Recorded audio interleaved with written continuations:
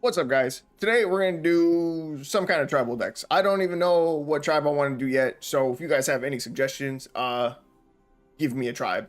I want to do something a little less common, like just a weird tribe that people don't normally like build around, something like horses or crabs, something weird like that.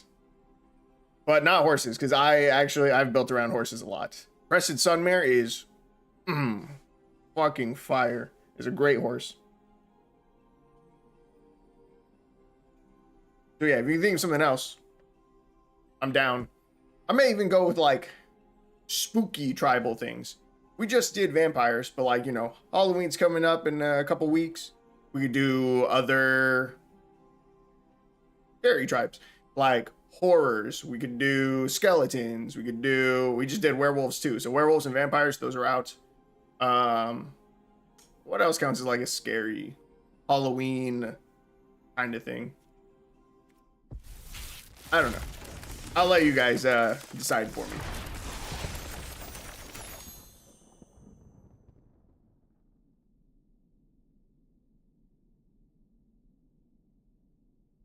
Don't mind me rummaging around. As you can see, I decided to pick up the Wilds of Eldraine Alchemy packs. There's a one-time purchase available in the store, and I decided to grab it. While I'm not a fan of Alchemy as a format, some of the Alchemy cards are really, really cool because they do things that you can only do on Arena. So I thought, why not? Just because we have Alchemy cards doesn't mean we have to only play Alchemy. I mean, they're all legal and historic, which is what really matters. Yeah. Yeah, like this one, I was just reading this one. Hex Kellen's Champion. 1 and a green for a 1/1 with haste whenever you cast an adventure spell. If Hex Kellen's Champion is on the battlefield or in exile, it perpetually gets +1/+1. Then, if it's on the battlefield, exile it with a fetch counter on it. Whenever you cast a spell from exile, like an adventure, if Hex is in exile with a fetch counter on it, put it onto the battlefield. So it's a really safe, hasty dog, is what it is. That also likes adventures. I don't know if it's good, but I think it's interesting and it's cool, and it's something that, physical card players are not going to have access to. This thing, I don't even know what this thing is, but we just built Dimir Fairies, and this looks like it would have been cool for them. 2 a blue and a black for a 1/4 fairy rogue with flying and death touch. When it enters the battlefield, choose up to 1. Perpetually exchange target creature's base power with another target creature's base power. That is an insane ability. There's got to be some way that we can abuse that. Like, there has to be. You know what card would be really good with that? The red card. The red card that I use in the Wizards deck. I gotta pull it up. I can't remember his name. Like, an effect like that would be super sick. Let's see. Where do I have? Is it Wizard? 2 seconds. 2 seconds. I'll find it. I have played way too many decks recently. All right. Is it Wizards? Dreadhorde Arcanist. Dreadhorde Arcanist. That would be sick with that effect. Because Dreadhorde Arcanist, I can't make him bigger. Dreadhorde Arcanist says, whenever he attacks, you may cast target instant or sorcery card with a converted mana cost less than or equal to Dreadhorde Arcanist's power from your graveyard without paying his mana cost. So the bigger his power is, the bigger the spell you can cast for free. So something like High Fae Prankster perpetually swapping his power to something bigger, that's nuts. That's sick. That's awesome. One of the other decks we just played also cared about power. The Brawl deck that we just played. The last Brawl deck that we played, Captain Ripley Vance. Whenever you catch a third spell on each turn, put a +1/+1 counter on Captain Ripley Vance, then it deals damage equal to its power to any target. If you perpetually change its power, which would be super beneficial in Historic Brawl, because you can always cast this commander out of your graveyard, it'd be really strong. Obviously, that doesn't work as far as colors go. But in theory, something like that is nuts. It's super crazy. Yeah. It's just, there's got to be some kind of way to abuse that. Like, it's crazy.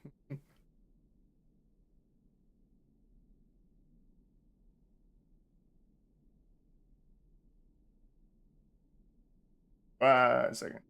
So yeah, Alchemy has some pretty dope ass cards. Let's see. Jewel Mine Overseer. Once there's the battlefield, conjure 7 cards and name 7 dwarves on top of your library. All on top? Not just in, not just shuffled in. But on top, they perpetually gain when this creature enters the battlefield, draw a card, and then shuffle. That's crazy. At the beginning of your upkeep, exile top card of your library. You may play that card this turn. That's fucking nuts. That's super cool. I'm not going to say it's crazy broken, but that's really fucking cool. This is a 3-drop. You go into turn 4. You draw your card for turn. It's a 7 dwarves. You play the 7 dwarves. You draw 7 dwarves. You play another 7 dwarves. You draw another 7 dwarves. And I even missed the one at your upkeep. So on turn 4, you could have 4 of your 7 dwarves already on the field. It gets +1/+1 for each other creature named 7 dwarves you control. Bro, that's crazy. That's huge. That's really cool. And that's something that, again, physical cards, you're not gonna have something like that. Drover of the Swine. 2 and then Abzan for 5/5 human warlock. When Drover of the Swine enters the battlefield, choose 1. Conjure a card of your choice from the 3 Pigs spellbook onto the battlefield. Or return up to 3 target board creature cards with different names from your graveyard to the battlefield. We have first Little Pig. 2 mana 2/2. You can pay 1 and then a white or a green to exile target artifact or enchantment. Activate only once. Second Little Pig. 1 and then... I can't remember the name of the split mana costs. I'm pretty sure they have a specific name other than split mana cost, but 1 and then either a black or a white for a 2/3. And then has the ability for 2 and then, again, 2 split mana. Second Little Pig perpetually becomes a Boar Spirit with base power and toughness, 4/4 and gains flying. Activate only if second Little Pig isn't a spirit. And then third Little Pig, 2 mana 2/2. Whenever you conjure 1 or more other cards, third Little Pig perpetually gets ++1. This ability only triggers if third Little Pig is in your graveyard. Is in your graveyard. That's interesting. Like it's a weird card, but it's cool. It's different. There's a lot of pig stuff going on here. I'm sensing a theme. Let's see. Dedicated Doll Maker. 2 mana 2/2. When enters the battlefield, exile up to 1 other target non-land, non-token permanent. Its controller creates a token that's a copy of it, except it's not legendary. It's an artifact in addition to its other types. Pay 1 and white tokens you control gain indestructible to end a turn. Activate only once. That's cool. That's a cool card. As Foretold, didn't we already have this one? Yeah, As Foretold, that's not a new card. Right? I think it's just the new artwork is the first for me. Yeah. Alright, we're gonna continue. I spent a long time reading those ones. But I'm kind of excited, honestly. There's probably some new cards in here that are gonna be really cool. Prismatic Omen. I didn't know we had this in the game, but this is not my first copy, so I have it already. Lands you control are every basic land type in addition to their other types. Yo! Alright, we're building a domain deck with Prismatic Omen. That's going to be the first thing that we build today. 5 mana for this Saga. Victory, the Pyro Hammer deals 4 damage to each creature in each planeswalker. Victory, the Pyro Hammer games damages are removed from creatures during cleanup steps. Sheesh. And then the second and third part says it deals 1 damage to each creature in each planeswalker.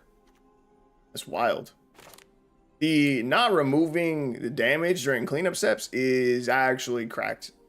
That effect is really strong. There's 1 or 2 other creatures I've seen do that. Soulscar Mage kind of functions like that because it deals damage in -1/-1 counters instead of regular damage. So the damage basically stays, but even worse. That's just a really powerful effect. Like a really powerful one. Draconic Debut. X and red deals X damage to any target. The next dragon creature spell you cast costs X less to cast. That's pretty dope. That's pretty kick-ass too. We got another otter. I think this is like the 5th otter in the game now. Amphibian Accident. You can pay 1 and a blue for an instance until end of turn. Target creature loses all abilities and becomes a frog. A blue frog with base power and toughness. 1/1. And then Accident Prone Apprentice is 1 in a red for a 1/1. Whenever you cast a non-creature spell, Accident Prone Apprentice perpetually gets +1/+1. This ability also triggers if Accident Prone Apprentice is in exile. See, that's nuts. That's really, really good. The fact that it can continue to grow while in exile, while it's on its adventure, is crazy. Grow old together. This one looks strong. 1, a green and a blue for an instant. Seek 2 creature cards from among the top 10 cards of your library, then shuffle. Creature cards in your hand perpetually get +1/+1. It's cracked. That's nuts. That's a 2 for 1. Not even draw, but seek, which is way better, because you're not going to hit any lands with that. And then you buff your entire hand. You could have a full grip, play this card, and then everything just gets a buff. That's good. That's good. Ooh. This tortoise, I like it. Harried Dash. Create a 1/1 white rabbit creature token to gain haste until end of turn. Steady Tortoise is 4 and a green for a 3/3 with ward 2. Whenever you attack, Steady Tortoise perpetually gets +1/+1. This ability also triggers if Steady Tortoise is in exile. You see what I'm talking about? You see what I'm talking about? That's crazy. Okay, what deck were we going to build? Wait, I got distracted. Bespoke Battle Garb. That looks cool. All right. Domain. Prismatic Omen. I keep wanting to read that as oven. It's definitely not oven, though. So I need to make room for a deck.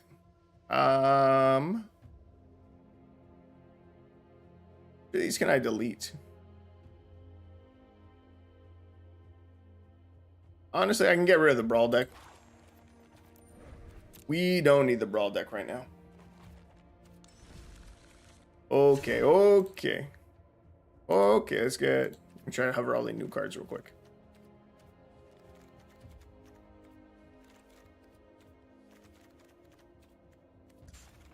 You know what Arena needs? They need a mark all as seen button. So all my new cards can be marked as having been seen.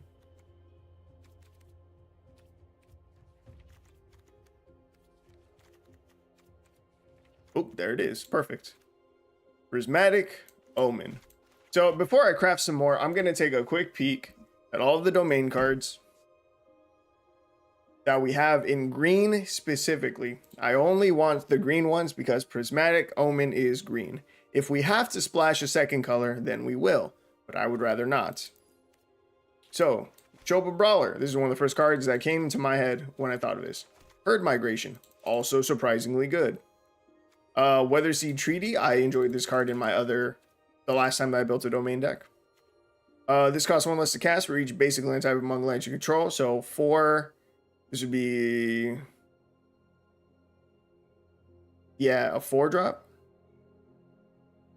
Am I bad at math? No, it'd be a 3-drop.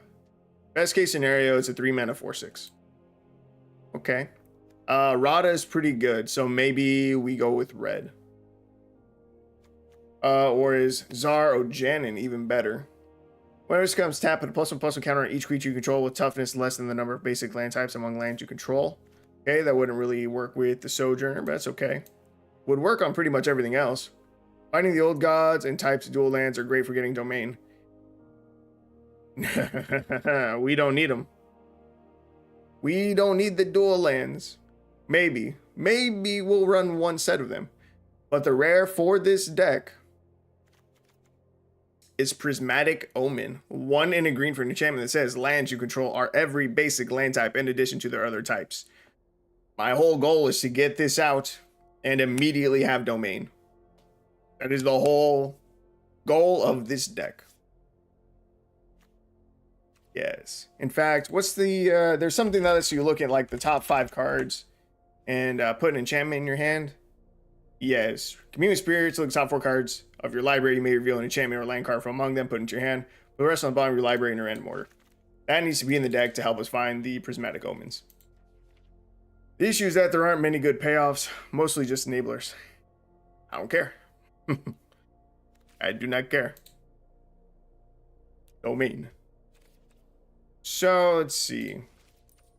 Of the dual color domain cards, in common and uncommon. Let's see. Bortuck Bone Rattle. 6 mana 4/4. It's pretty steep. When it enters the battlefield, if you cast it, choose target creature card in your graveyard, return that card to the battlefield. If its mana value is less than or equal to the number of basic lands among lands you control, otherwise put into your hand. I think Rada is probably the best. It's either Rada or Zaro Janin. Zar is 5 mana. I like Rada just because it's a little bit cheaper.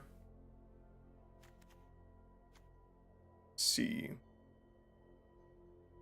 Ah, man. I really wish this effect gave trample.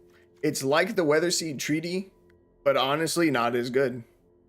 Because the third part of the Weatherseed Treaty does the same effect, gives creature +X/+X and trample until end of turn, where X is the number of basic land types among lands you control. Whereas Rada does not give the trample, just the +X/+X. But if I go Rada, that opens us up to red domain cards. There is the Outrider. I remember liking the Outrider, actually. And then Tribal Flames deals X damage to any target, where X is the number of basic land types among lands you control. So, let's see. So, the other consideration was the white one. What white cards do we have? Artillery Blast. Deals X damage to target tapped creature, where X is... Nah. No. Tapped creature... Tapped makes it worse. I'm down to try the Tribal Flames.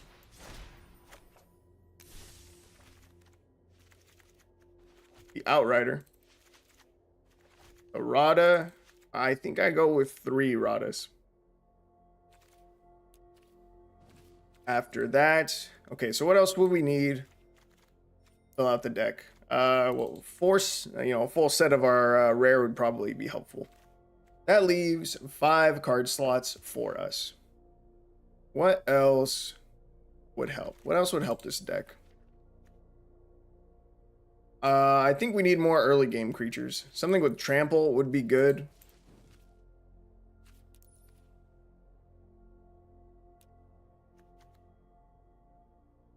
Invasion.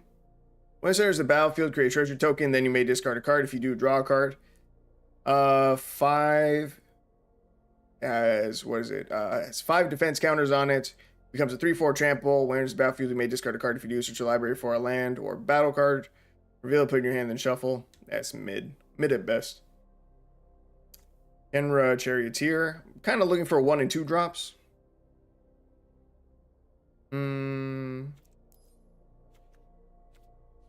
We have to go with 3 drops.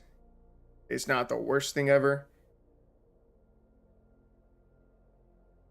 Enra Charioteer. 3 mana, 3/3 trample. Other creatures you control have trample. That's not bad. None of our other creatures have trample. So, the Brawler does. So it's not bad.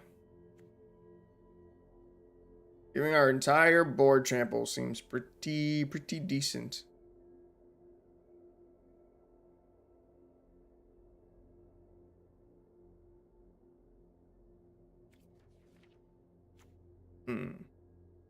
Instant, Kindred.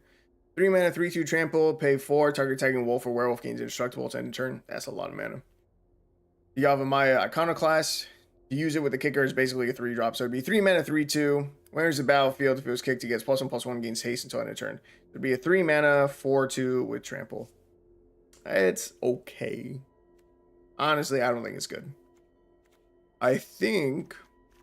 See, charging Warboar. 3 mana, 3/1 haste as long as you control a Domri Planeswalker. Charging Warboar gets +1/+1 and has trample. Nope.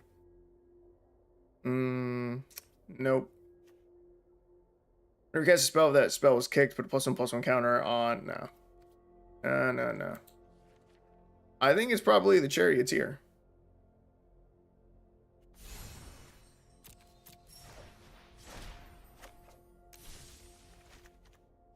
I was hoping for more 1-drops, but if it's the Charioteer, it's the Charioteer. Oh man, I just had another idea for something to put in the deck though, and I am now blanking. Oh, I was gonna check Colorless to see if they have any domain cards. Just Joda's Codex. Okay.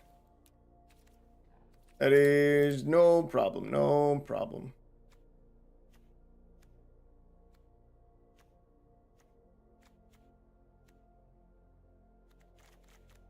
I have 1 card slot left. Could go down to 23 lands just to get a 2 of another card. I'm a little bit torn between wanting to run snow lands and then adding Blizzard Brawl, or just going with a defensive spell with all right, blanking on the name, Tameo Safekeeping. We could have a 1 of ramp spell. We do have some 4 drops. Does this get cheaper to cast? Jesus, no, that's just a 7 drop.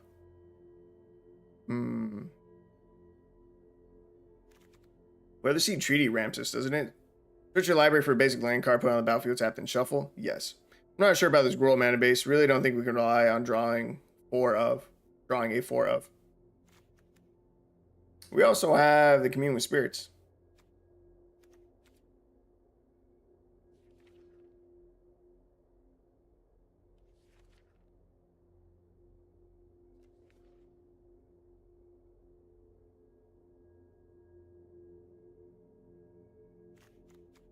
Let's see.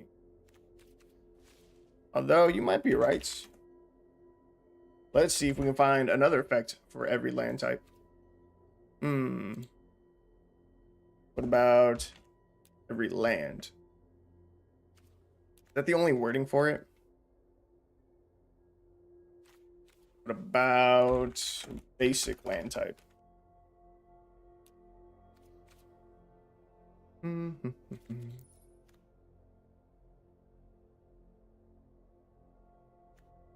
We could run Nylea's Presence. 1 in a green for an enchant land. When Nylea's Presence enters the battlefield, draw a card. Enchanted land is every basic land type in addition to its other types. Seems pretty good, don't you think? If we run this, and we can cut the Commune with Spirits, run 4 of these instead, and that basically doubles our effect, making our deck way more consistent. And then maybe the final 1 of, I just throw on something like Gaia's Might. That card's shitty still. Rootwalla is an early creature that we could play. We have a lot of 2-drops in the deck already.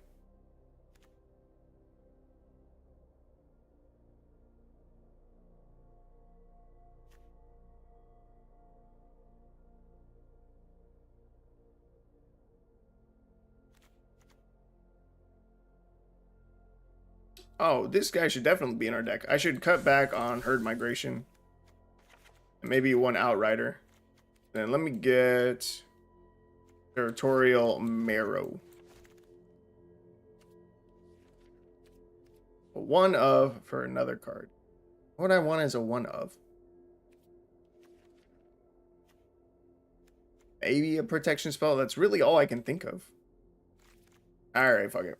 We're going to add in a 1 of Tameo Safekeeping because I cannot think of what another card would be. That would be good. Craft these 4 commons and 2 rares. Bet money. Nylea's Presence is a rare. Or is a common. It's fucking mint. Let's see. Mana base. I don't need snow lands. I can't remember. I can never remember if Gruul has the reveal lands or not, but I'm gonna look up. We do. It's fucking phenomenal. Thank you, Game Trail. And me. That.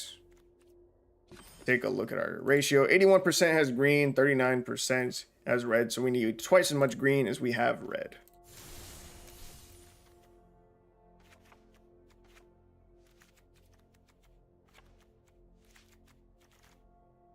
Probably better to go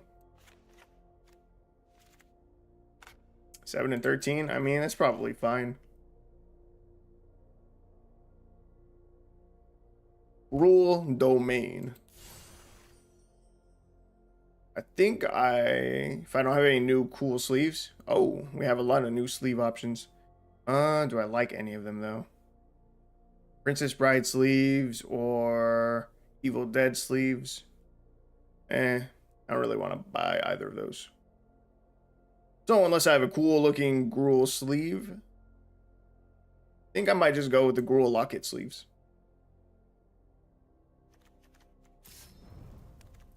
lock it. Avatar. We will go with...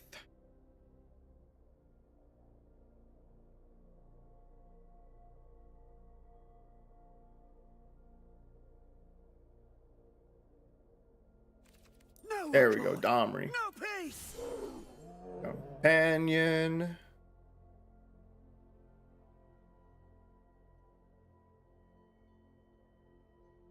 I'm gonna go with this goblin.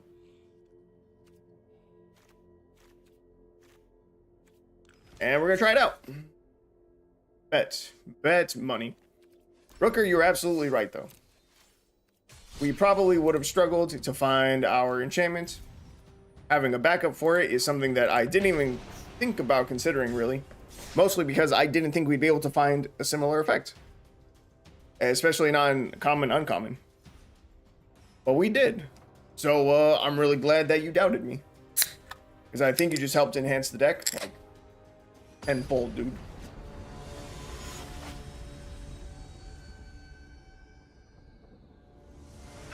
Alright. Force Mountain, Rada, Miria's Outrider, Weather, Seed Treaty, and Herd Migration. A little bit slow. We have no play until turn 3, which is surprising because we have a ridiculous amount of 2-drops in the deck. I think we mulligan.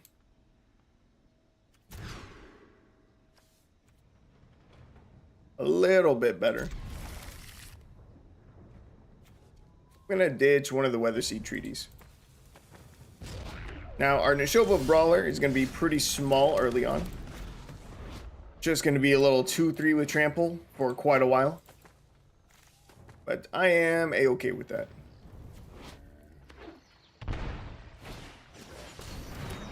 Second Little Pig. Someone's already trying out the brand new cards.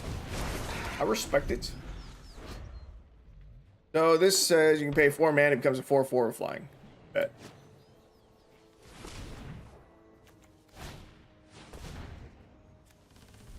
Utopia Sprawl, okay.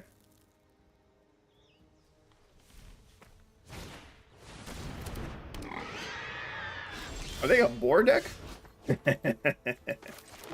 That is awesome. If they're a board deck, that's really cool because that's kind of what I wanted to do today. I wanted to build some kind of weird tribal deck of a tribe that doesn't get used a lot. Opponent going with boars, I respect it. I maybe steal that idea myself, and we run boars. So that dice create a 3/3 green boar creature token. Tribute to the World Tree. Whenever creature enters the battlefield under control, draw a card if its power is 3 or greater. Otherwise, put 2+1/+1 counters on it. First Little Pig is now a 4/4. The beefy little pig. I will take the 1.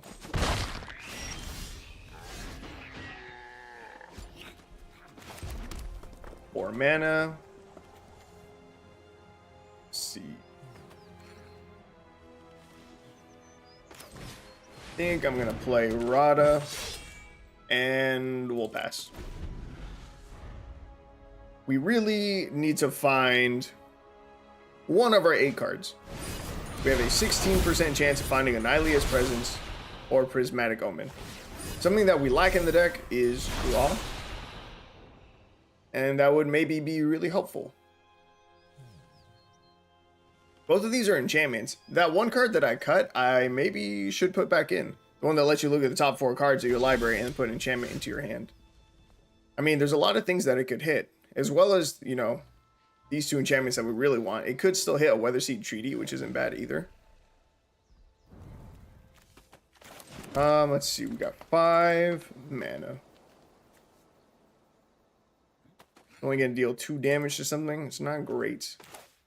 I think I play out the Weather Seed Treaty here. Oh, this has read ahead. Do I need another basic? I guess I will take another basic. We do have Herd Migrations in our deck. 7 drops, so we could use the land. Don't really want to kill anything on their field, though. Oh, that's nasty. Our opponent's playing the One Ring. This is the new nerfed version that says pretty much all the same stuff, except that you have to pay 1 mana when you tap the One Ring. Put a counter on it, and then draw your cards. So it slows it down a little bit.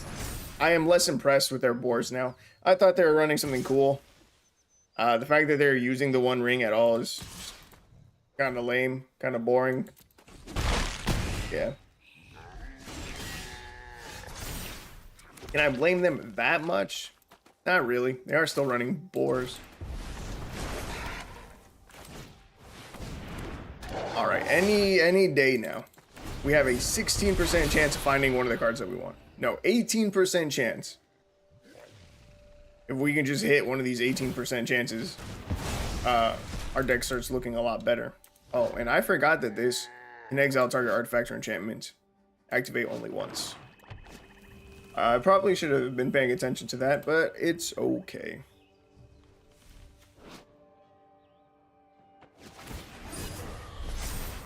Opponent's gonna draw some more cards. Boring.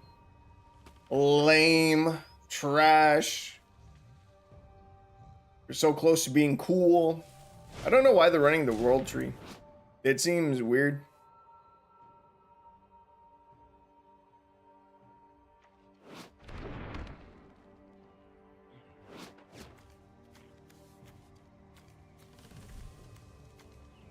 Because it almost seems like their deck is a 5-color deck, right?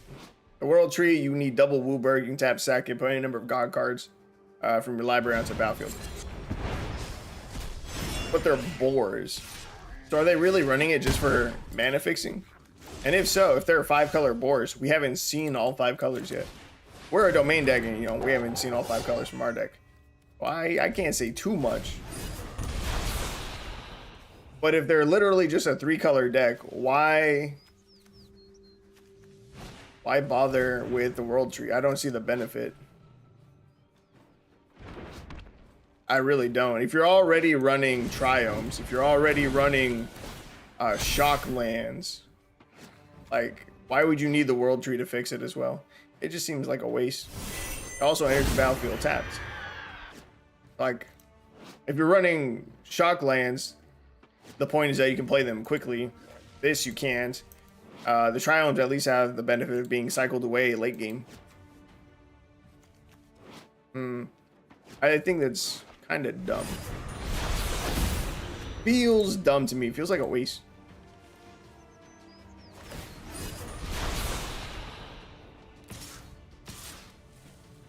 Alright, we have to block first Little Pig.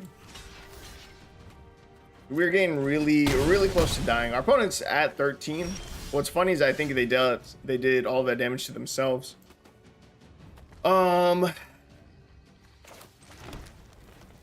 This is looking bad. We're just dead.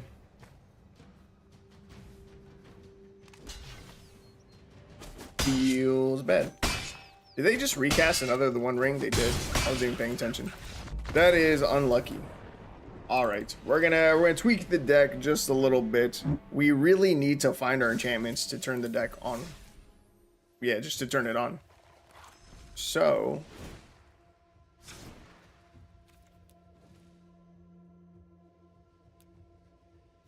we're gonna throw in 2 Commune with Spirits. I'm going to cut. What do I cut? I want to cut 1 Weatherseed Treaty, I think. And probably one of the 5 drops. Let me get rid of 1 Territorial Marrow. Check our ratio, 81-39. Still have twice as much green in the deck as red. Alright, let's try this.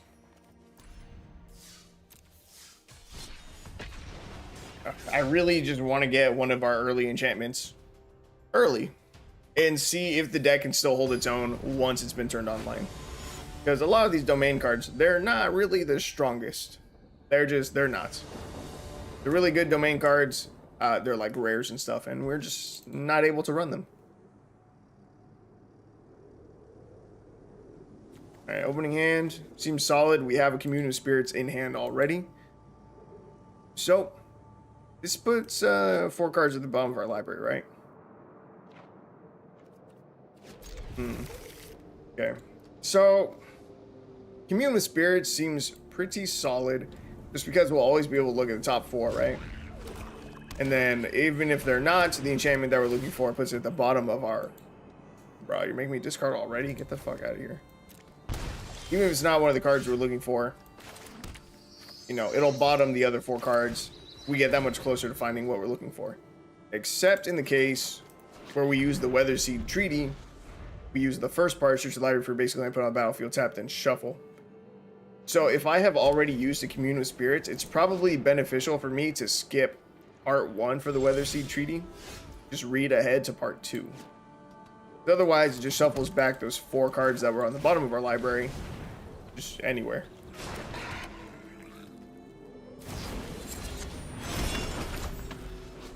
I was not expecting that. Devouring Sugar Maw. They made a 1/1 human creature token and a food token. And they have a 4 mana 6/6 with Menace and Trample. It says at the beginning of your upkeep, you may sacrifice an artifact, enchantment, or token. If you don't, tap Devouring Sugar Maw. That is a card. That is one hell of a card. Exile up to 1 target creature. Target creature you control gets +2/+2 against flying until end of turn. 3, return the exile card to the battlefield under its owner's control. Interesting card. I think I just play another Nishoba Brawler.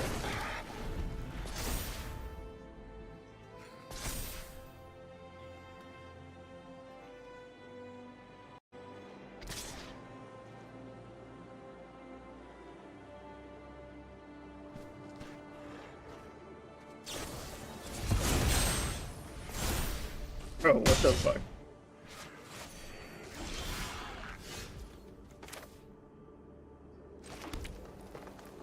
Oh man, see, but we really want to hit land drop number 5 here, so I think I just have to play out the Weatherseed Treaty. Feels bad. I really didn't want to shuffle our deck. Shuffling, I don't think, has ever helped me when it comes to Arena and me looking for a specific card. I am almost certain that it really, really ruins your chances of finding something. Like, there's never been a scenario where on Arena, the card I'm looking for ends up at the top of my library after shuffling. Never, ever.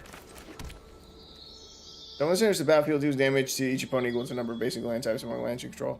That doesn't really matter, so I'll play out another Nishoba Brawler. We're gonna use the Tribal Flames to kill their 2/2.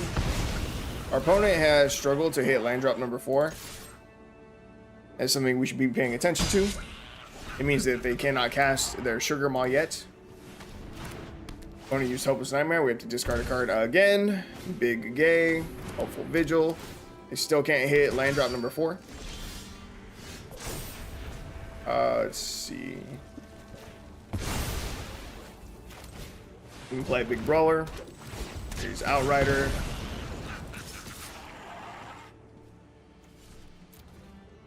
Man, this is crazy. The game really just does not want us to have Nylea's Presence or Prismatic Omen. Literally the 2 cards this deck is built around. It is dog shit. I think maybe I have to cut another Tameo. I have to cut the Tameo Safekeeping for another Commune with Spirits. Oh, there it is. Okay, okay. This is almost one of the longest games I've seen you play. Oh, hey, give me 1 second.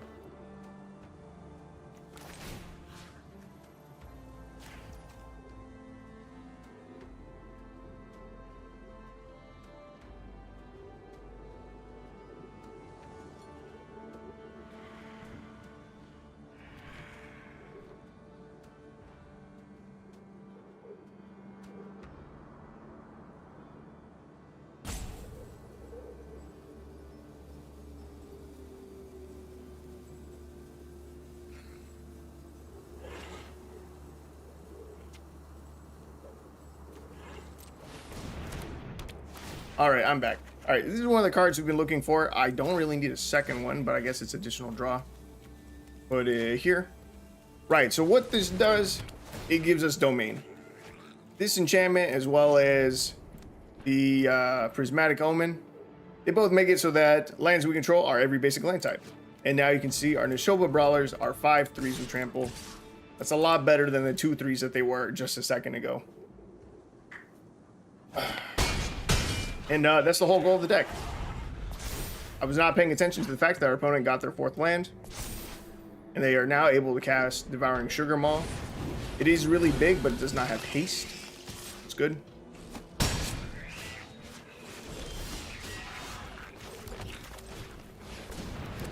In fact, we can kill it with a Nishoba Brawler and just our 1/1 token.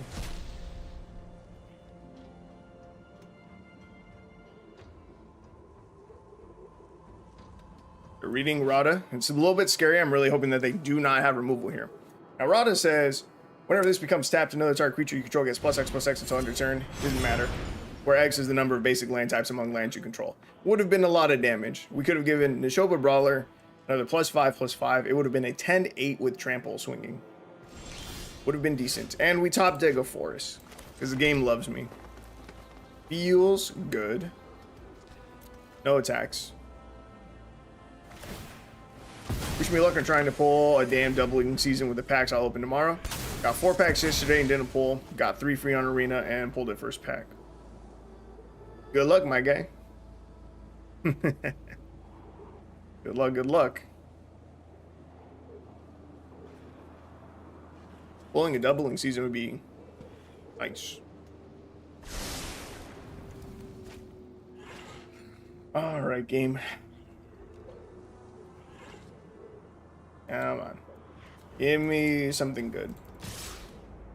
Swinging out. You have to take this block. This can block 2/2. It probably has some kind of combat trick, I would assume. We saw him use something earlier. The Archon's Glory. Yeah, I don't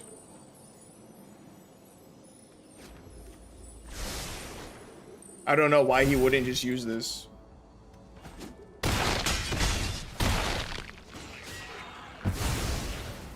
If he had just used Archon's Glory first, he would have won the game. I don't know why he just threw.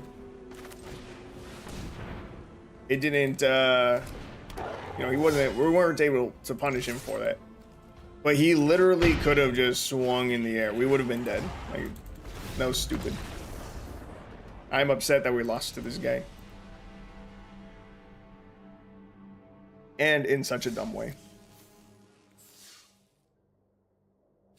Okay, so our luck was dog shit. Has been dog shit for the past 2 games. So we're gonna, like I said, we're gonna cut Tameo Safekeeping. We're gonna run another Commune of Spirits. Let's see, what else would I want to change? Honestly, I think the rest of the deck should just be fine. Let's try it again, and I might need to mulligan way more heavily with this deck. I might need to mulligan down to like 5 cards. It's not something that I like to do consistently with decks. There's only been a few decks that I do that with, normally combo decks. But we just might have to be really, really aggressive with the way we mulligan. Because if we don't have our domain turned on early, we're really not doing much in the... We're not doing much, yeah. That's just it.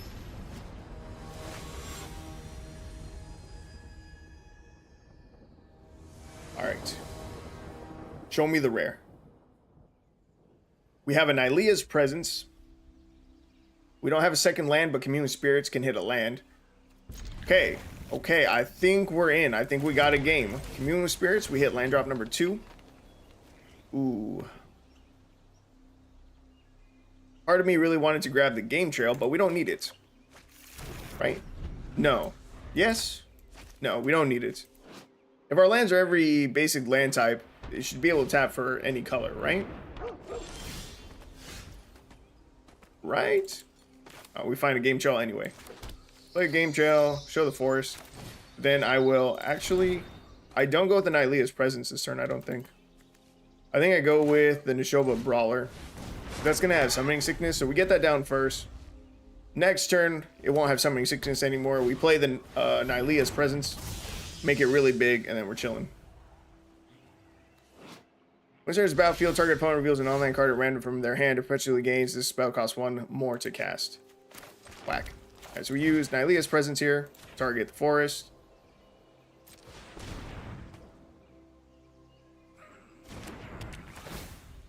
We draw a card. Yeah, so this can tap for anything. And we can swing with our big-ass Nishoba Brawler. 5-3 trample. Seems pretty decent. Normally a 1-4 blocker is like a pretty decent wall on turn 2. But we have the Nightlia's presence. Now we are straight chilling. Each creature you control assigns combat damage equal to its toughness rather than its power. -3, you gain life equal to the greatest toughness among creatures you control. Okay, no problem. Tribal Flames, now 2 mana, deal 5 to any target. Pretty good, pretty good. Charioteer, I don't really need to get that down right now. But we could to set up for Rada for next turn. I could deal 5 damage, kill this thing if I want. I could deal 5 damage to Watley. I think I go with the Charioteer. Actually, next turn, I definitely go with the Charioteer. Do I want to trade? No. We definitely go Charioteer here. Trample. Other creatures we control have trample. Because next turn, we can drop a Territorial Marrow, which is a 10-10. And of course, they drop a 17-17 to try and flex on our 10-10. Make it look small. Bro, that is so unlucky. And we have nothing that can kill something that big. That guy is huge. I would need to top deck another Tribal Flames. Did I cut down to 3? No. I would need to find another Tribal Flames to kill the Watley. If I can't... If I chump block, do I just take 17 here? What are the chances that I die?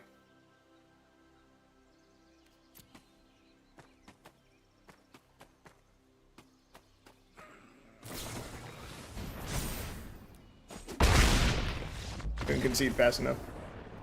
That was gay. That was trash.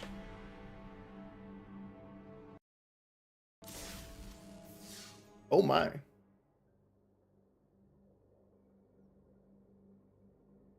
I have run out of disk space on my computer from recording all my streams and then doing nothing with all that footage.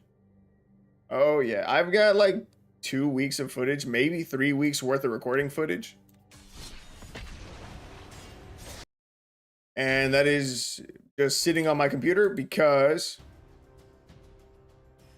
I've not been good about going back and editing my streams. Even today, I should have been editing, but instead I decided to do stuff for work and my whole day was gone.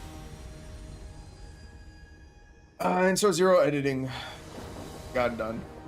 Hopefully tomorrow I can actually make some kind of progress, make some kind of YouTube videos, because I haven't made any in several days. That was nuts. How did he get his 17-17? I missed it. So he played... damn it. I did that wrong. He played something. I forget the name of the crab. He played a giant crab. Its toughness is 17. And there's this guy. Perix, the Raging Isle. 2 and 2 blue for a 0-17 Leviathan crab. Spells your opponent's cast to target, the crab costs 2 more to cast, so basically it has ward 2. And you can pay 3 mana, gets +X/-X until end of turn, or X the number of islands you control. Except that they had a Watley, not commander, Planeswalker on the field that says that your creatures assign damage equal to their toughness rather than their power. Yeah. Perix is just the biggest fucking wall that's not a wall in the game that you can run for defender decks. And he's also not a defender. He's just a huge body. He's just the biggest toughness probably of any creature in the game. 17.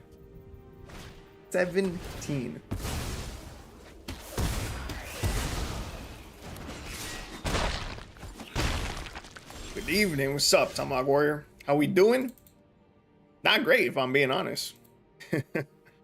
Not great. We've been better. All right, we play Weatherseed Treaty. We're about to miss a land drop, so we're going to start at the first part. We're going to grab a forest. Let's see. If we top deck a land, next turn, we still don't have a good play. Luckily, our opponent isn't threatening too much damage on the board. Our life total is getting a little bit low, but we're chilling. Yeah, right now we're trying out a domain deck right? Where you want to have one of every basic land type. Except we are not running every land type. We're running only mountains and forests, and we have game trails. We're running Gruul. But we have Prismatic Omen in the deck that says lands you control are every basic land type in addition to the other types. As well as Nylea's Presence that says the same thing. And we're using that to try and turn on our domain early. So for instance, I'm going to use this Nylea's Presence here, put on that forest, sure.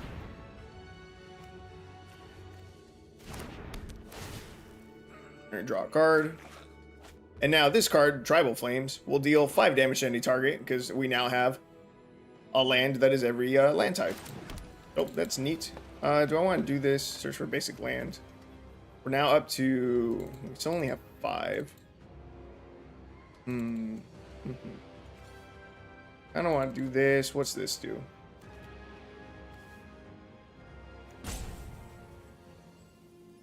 I think I'm just going to draw again with this Nylea's Presence. Put it over here.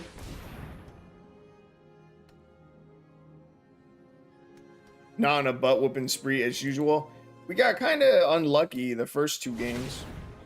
And honestly, we got cheesed out on the third one. We lost to a defender deck that was running Eric's, the Raging Isle. And so we got hit with a 17-17. Even though we had just played a 10-10 ourselves, which is normally... you know, pretty impressive on turn 5, you know, 10-10. It's not bad, right? But they drop a 17-17. So, yeah, we just lost. Our face is getting beat the fuck down this game, too.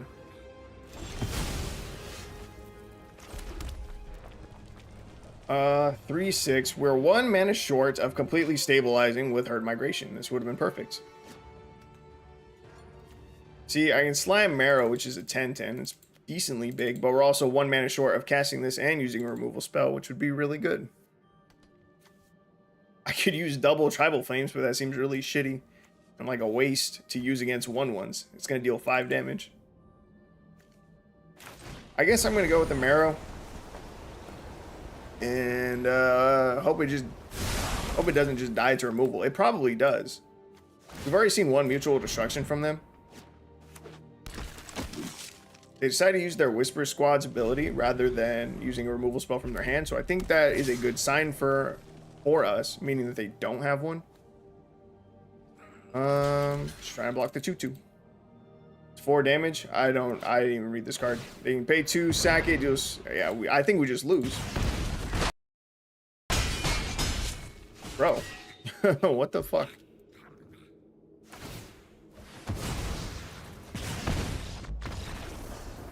I'm losing to just the most random stuff right now.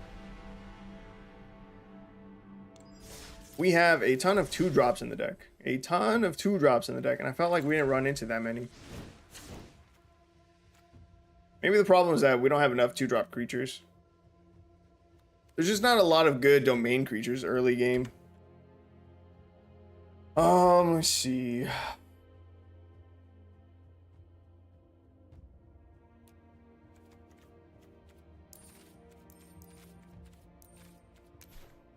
I'm trying to look up other creatures that care about our basic lands. See, Nashoba Brawler is really just like the only really good early game creature that we have for domain. I suppose there's Sunbathing Root Wallet.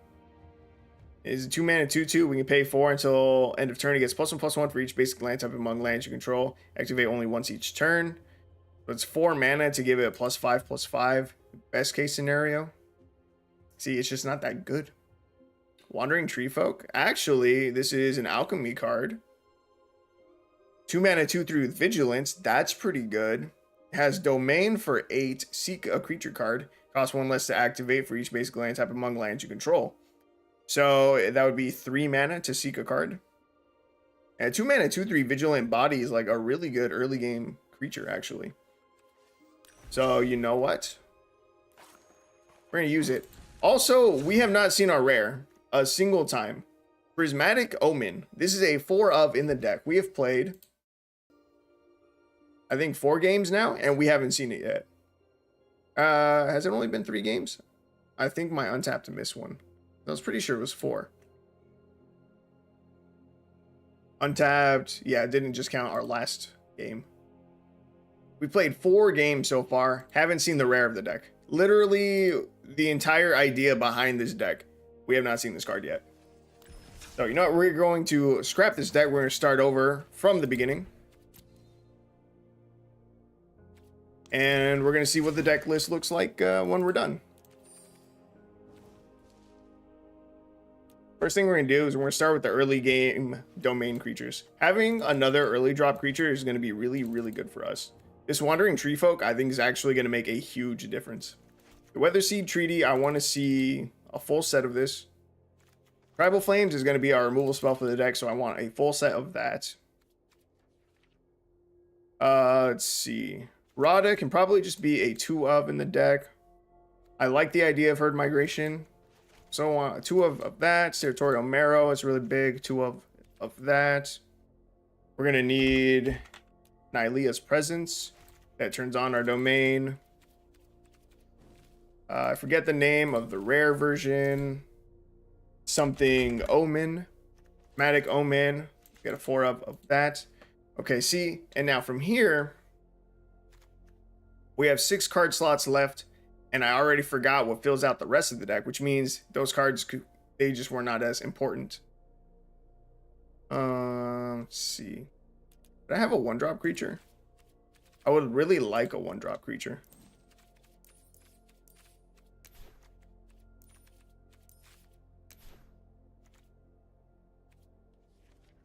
I don't remember. I'm going to look at our deck list. No, the only 1-drop spell we had was Commune with Spirits, which I really don't want to have to run in the deck, but maybe we just need it. So if I run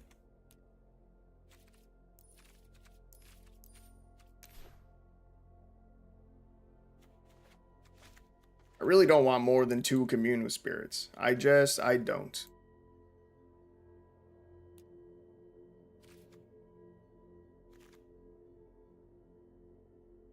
Four cards. I kind of want the Charioteers still.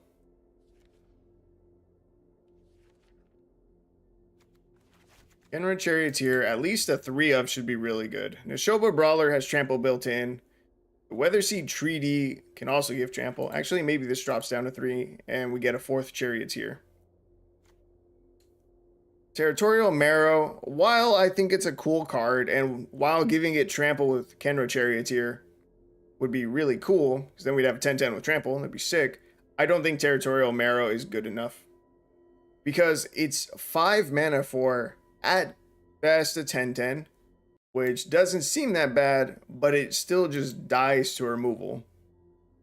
Just like that. It's dead. And it's our whole turn wasted.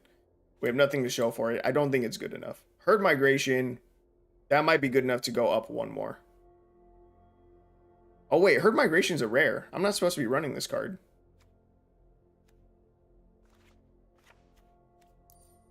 I didn't realize that I was double dipping in rares. Ooh, I was cheating.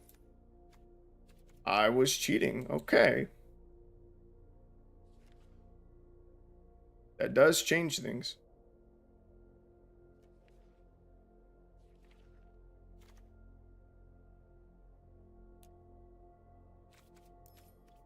You know what I was saying about Territorial Marrow? It's a great card. It's phenomenal. It's probably the best top-end domain card that we could run in the game. No, it's not. I still don't like the Marrow. I think the red domain card that deals damage on ETB, the Outrider, is maybe just better.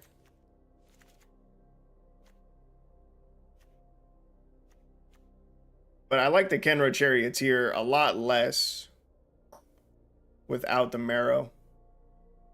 2 card slots left. I could just throw in another Rada. And another Outrider. Call it a day. Take a look at our ratio. 78% green, 42% red. We're going to need our game trails back.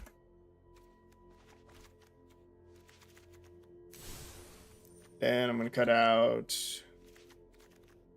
2 more mountains, forests. All right, we're going to try this one out. So 2 Commune with Spirits, 4 Tribal Flames, 4 Neshoba Brawlers, 4 Nylea's Presence, 4 Prismatic Omens. That's 10 chances, hopefully, to find something that turns on our domain. Then we have 2 early game creatures in the 2-drop slots. We have Weatherseed Treaty, which helps us ramp a little bit. And then the final part of the saga gives +5/+5 and trample to a creature, assuming we have domain on, which seems decent. Kenra Charioteer gives everything trample. And that still synergizes really well with Rada, Coalition Warlord, because whenever Rada swings, target creature we control gets +X/+X until end of turn, where X is the number of basic land types among lands you control, but it does not give trample. So we really need our creatures to have trample to benefit from that. And then we have Myria's Outrider, which can just burn our opponent for 5 on ETB. Because when it enters the battlefield, deals damage to each opponent equal to the number of basic land types among lands you control. So 5 mana 4/4 with reach that also burns for 5. That's pretty good. Getting 2 or 3 of these out in a single game, that's a lot of burn. So let's try it again. Oh, not yet. Let's see. Avatar. Let me grab Domri back. Sleeves. We're going with the Gruul sleeves. Companions. We grabbed that guy. And now we're done. Okay. Seems like a better setup. I certainly hope so. Let's see what we can do. It is a bummer that we had to cut the herd migrations. I really did not remember that it was a rare. And herd migration is probably the best top end for domain. Let's get it. You right, Retro Vintage Voyager. We got this. The first few games, that was just warm up, you know. I hadn't played any games yet. We're still warming up. That was version number 1 of the deck. It can't always be perfect the first time around. We're fine. We just brush it off. We don't get tilted. We come into this next game, and I still need to potentially mulligan very heavily to find our domain cards, the ones that turn on domain, to find our rares, to find our Nylea's Presence, because the rest of our curve is fairly low, right? Fairly low. Still have a lot of 2-drops in the deck. We got this. Let me see. 1-drops, a ton of 2-drops. Over half of our deck's 2-drops. Then we have some 3-drops, some 4-drops, and a little bit of 5-drops. Okay, turn 2, Prismatic Omen. I'll probably play it on turn 3, get our Nishoba Brawlers out first. But this is good. This is looking good. By the time we reach turn 5, Myria's Outrider is gonna be dealing 5 damage on ETB. So that's pretty good. Nishoba Brawler is gonna be pumping out big damage too. This is good. Feeling good. Yes, finally it shows up. Finally we can make use out of the Prismatic Omen.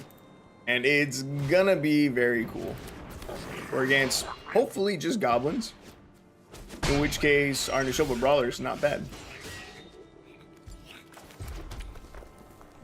So we get the Brawler down before the Omen, just so that we can get rid of the Summoning Sickness. By the time we drop Omen, it'll be able to swing. I wonder if we try to race him. He can't swing at me right now. Not really well, unless he has a Play with Fire in hand. So maybe the right move is actually to go with the second Brawler, since these are decent blockers. Next turn, we drop the Wandering Tree Folk and the Prismatic Omen, and then we start swinging out. We'll be swinging out with 2 5/3s with trample. It's pretty good. Look, see, even now he's still being walled. He can't swing at us. I think that was the right play. I think the slow play was the right move. We drop a Wandering Tree Folk here. Drop the Prismatic Omen. And we swing some 5/3s. If he wants to take the trades, that's fine with us. The less goblins he has, the better. If he doesn't, he's just going to take a fuck ton of damage. He's going to take a lot of damage here regardless. That's 10 trample damage coming at him. And he only has 4 toughness on the board that can absorb some of that. Alright, we're doing alright. And you know what? It looks like we're a little low on gas, right?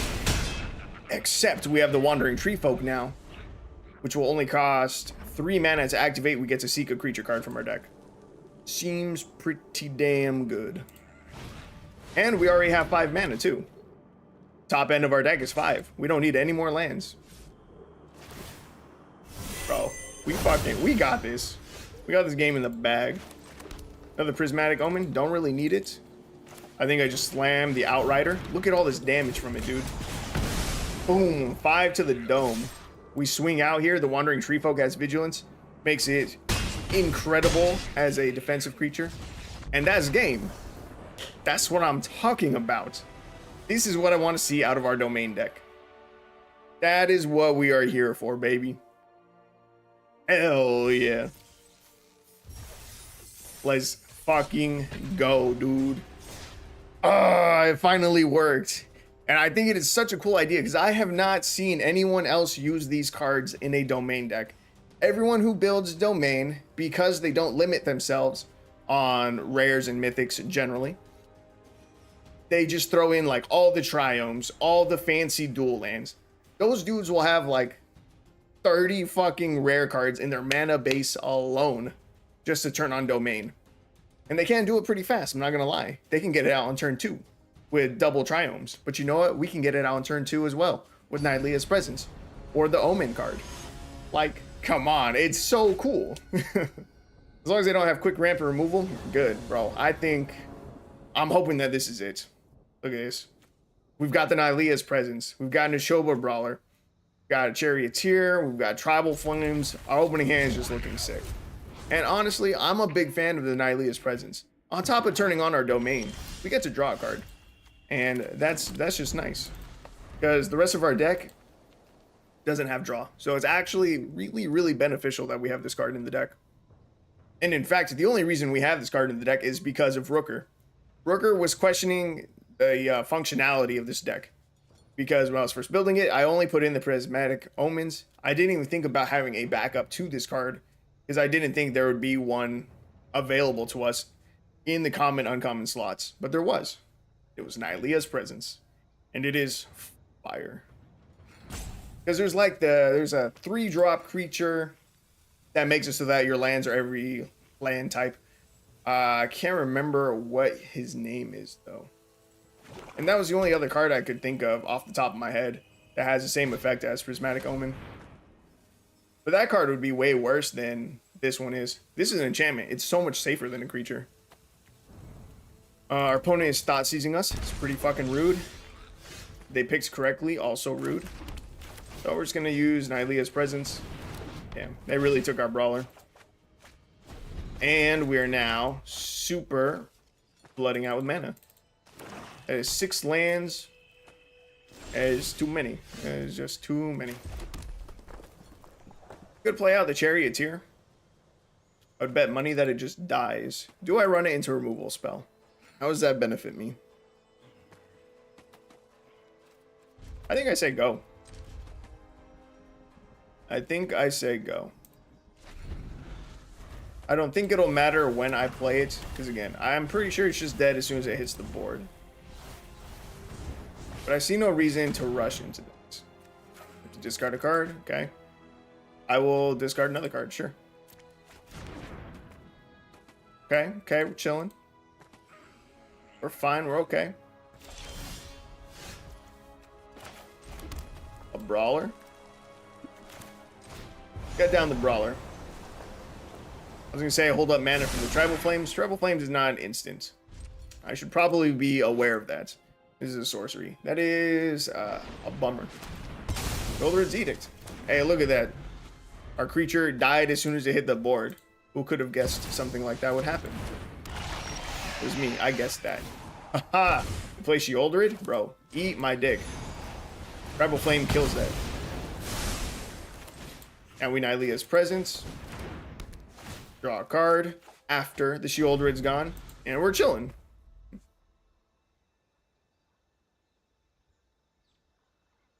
Good, we're good. Alright, so let's see. We have 4 mana.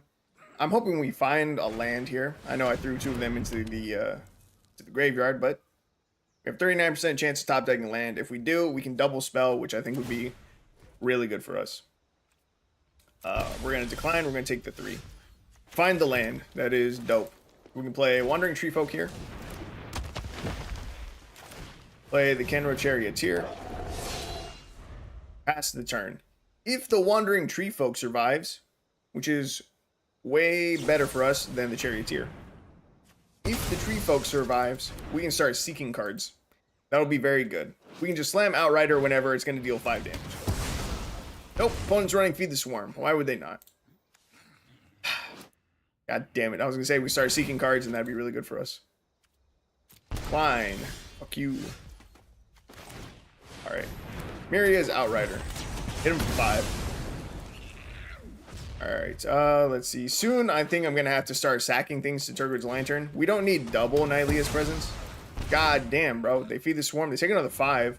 Mary's Outrider just dealt 10 damage to our opponent. That's pretty dope. Bro. And he makes us discard the last card in our hand. I fucking hate people who fuck with my hand. It is one of the most annoying things in Magic to me. It's right up there with counterspells. Counterspells are super annoying. You know, I hate mono blue players. Let's see. We'll sack an on-land permanent. We'll sack one of our Nylea's presences. We don't need 2 of them. Top deck a land, of course. Yeah, mono blue players. I fucking hate him. Oh my god. And he stole one of our Wandering Tree folks. Bro, that would have been the best card for us to have. I can't believe we're going to lose today. We top deck another goddamn force. I can't believe we're going to lose to this bullshit. It is so AIDS.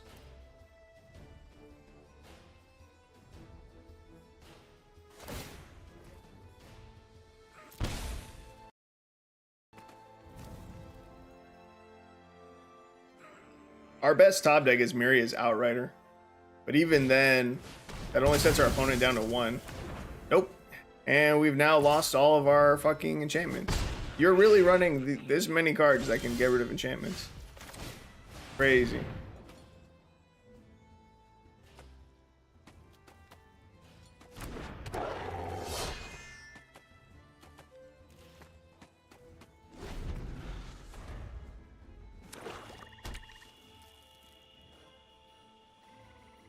We go down to 1 here.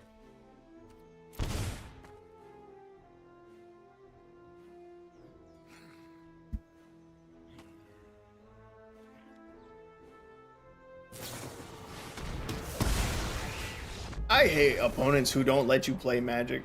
It's so boring and gay and trash. All of it.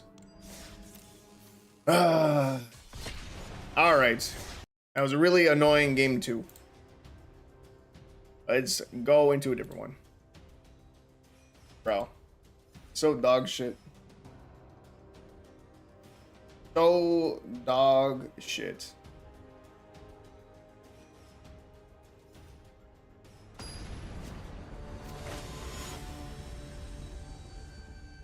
Alright. Lazy Midget. Pretty sure that's your name. Alright.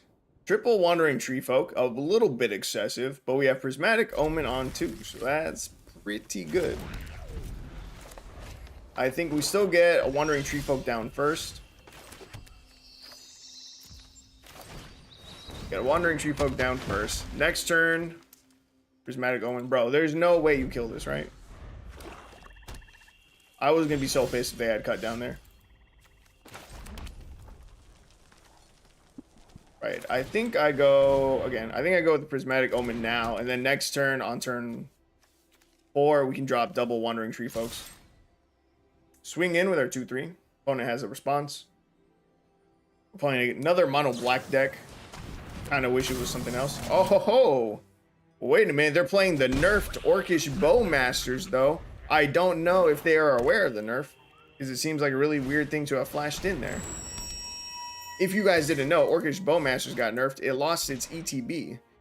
So, when it enters the battlefield, it does not amass 1 anymore. It does not deal 1 damage anymore. It's just here. Why are you swinging this at me?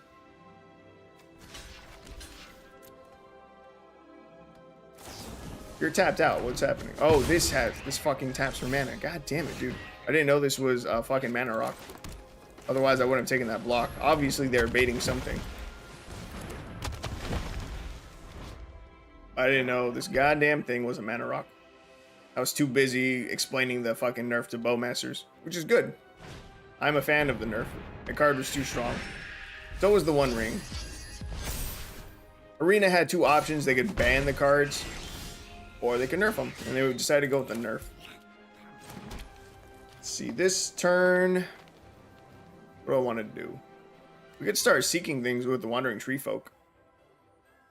It only leaves 2 mana available for us. I think I'm just going to slam an Outrider. Burn our opponent for 5. No attacks. And then we're going to start seeking, I think, next turn.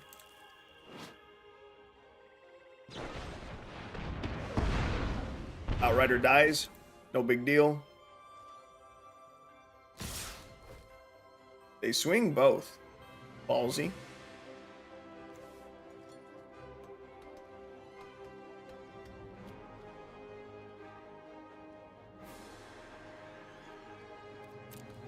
I'll say no blocks. No big deal.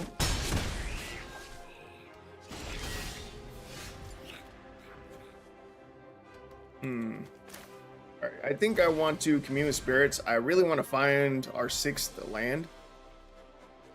Weatherseed Treaty's pretty good too. We're gonna go Weatherseed Treaty. This will get us land number 6, while also getting us more value than if we just took a land.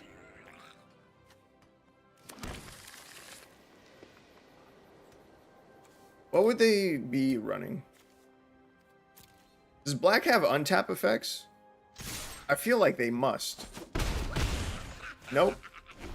They're just getting priority because of their mana rock. I'm cool with that. Witch King of Angmar. 5 mana, 5/3 flying. Whenever one or more creatures deal combat damage to you, each opponent sacrifices a creature that dealt combat damage to you this turn. The ring tempts you. You can discard a card. This gains indestructible time to turn. Tap it. Let's see. Their last card is another Golem's Bite. I really don't want to lose another Tree Folk to it. Oh, let's go, baby. We top deck the Tribal Flames. That's sick. So we're just going to kill the Witch King. Oh, wait, they can discard a card to give it indestructible. Never mind. We attempt to kill it. They did have another Golem's Bite.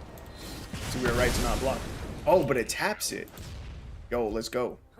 Alright, so I think here we're going to activate one of our Wandering Tree Folk. We're going to seek a card. It's another Miria's Outrider. That's enough to put them within lethal range. We still have to sack something. Sack a Tree Folk, no big deal. We're going to take 5 in the air. We have 2 blockers on the ground. We're going to take 6 in the air. We have 2 blockers on the ground. Miria's Outrider should just be lethal. Baby. We're so close. We're so close. They have islands in their deck. Why did I not recognize?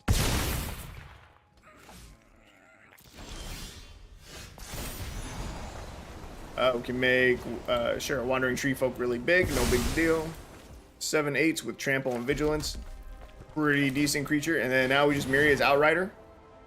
Whenever an opponent casts a spell, Mass Orcs 1, doesn't matter.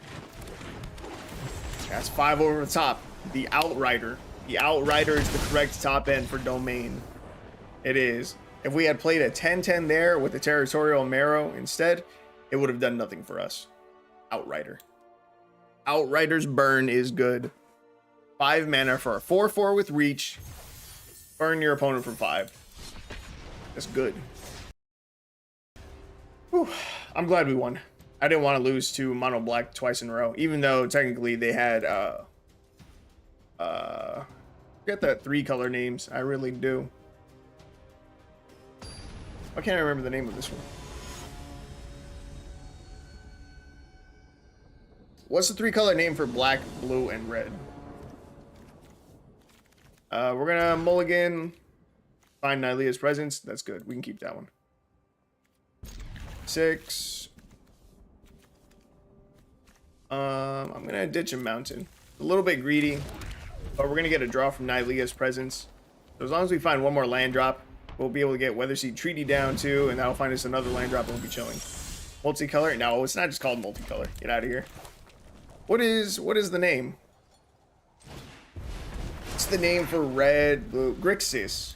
Grixis is the name. Vintage Voyager, you're useless. Multicolor. I can think of multicolor. Grixis though. Yes. Even though they were technically a Grixis deck, Bro, they're mono black. Okay, so we're about to miss our land drop. So we're gonna go with the Nylea's Presence here. Hope we get our land off the draw. We don't. Feels bad. But we have a big ass Nishoba Brawler, 5/3 trample. Connect for 5. Rooker's headed to bed, but wish I had more chance to participate in this one. I'm having fun with this one. Voyager, you don't play Magic as much? Bro, like I was saying, I struggle to remember the 3-color names. I really do. We find a land, but it's a tapped land. Feels bad. I think we just have to kill Adeline, which is cool with me because we can, thanks to Tribal Flames. You know what? We swing for another 5. Our opponent's halfway dead. They're an aggro deck. They have Adeline out here. They got some tokens. They got Lizard Blades to give a creature double strike. Now, of course, they have another Adeline. Man, we're beating them in the race. We had a real chance for this one, but the fact that we got mana screwed and the fact that we did not find our Wandering Tree Folk, which would be a phenomenal blocker to have right now, is kind of screwing us. Let's see. If I swing, are we dead? Technically, not if Nishoba Brawler. Not if this one can survive. There's no way they trade Adeline for Nishoba Brawler. 2 things need to happen and we win this game. They need to not have removal or Brawler right here, right now. Second thing that needs to happen.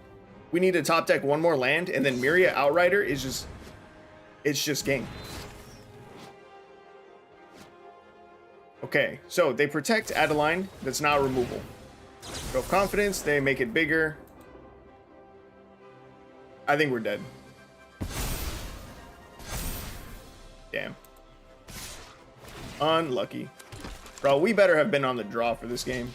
We're gonna lose it. We were literally so close. If we just hadn't missed 1 land drop, instead of playing this Nishoba Brawler, we literally could just drop to Mary's Outrider and won the game. But we got super fucked on mana that game, which sucks. And really shouldn't happen. We have 24 lands in the deck. We had an early game additional draw. Like, that should never happen. We should never struggle that hard to find mana. Bro, we lost that on the play. Feels bad. That should have been an easy dub. I hate missing land drops, bro. It completely screwed us just now. We had him. Our domain deck fucking had him. Feels bad. But you know what? I'm not upset. I'm not that upset. The deck is doing what it's supposed to do. Have we just been very unlucky? Yes. But the deck is functioning. It is functioning and is doing it well.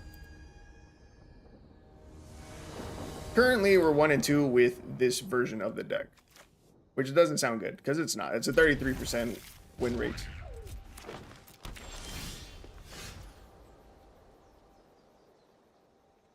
Actually, are we missing a game? We're missing a game. My Untapped missed one of our games for some reason. Because we played the Grixis guy and we beat him. So, oh, there it is. All right. It just refreshed. So we're 2-2. We have 50% win rates. That's not bad. Let's see. We can commune with spirits here. We don't need another Prismatic Omen, so we will grab a forest. Opening hand is looking good. Mana will not be an issue this game. We got 4 lands already. Weatherseed Treaty will grab us land number 5. Opponents are running snow lands. They're running Into the North. I'm a big fan of snow lands. Into the North, great card. Because they are running snow, I got to assume, I'm going to assume, that they are running the Snow Fight spell. I can't think of the name. I love this card and I use it all the time. Why am I blanking on the names? Growth Spiral, cool.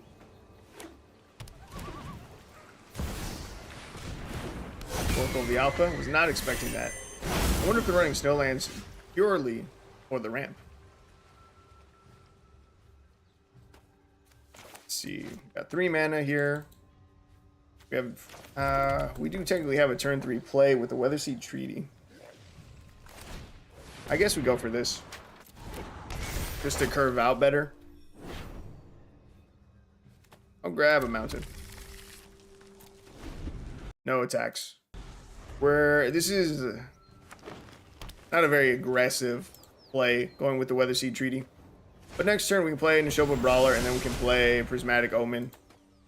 And then we'll have 2 5/3s on the board with Trample. Pretty decent. Opponent just played Unexpected Conversion.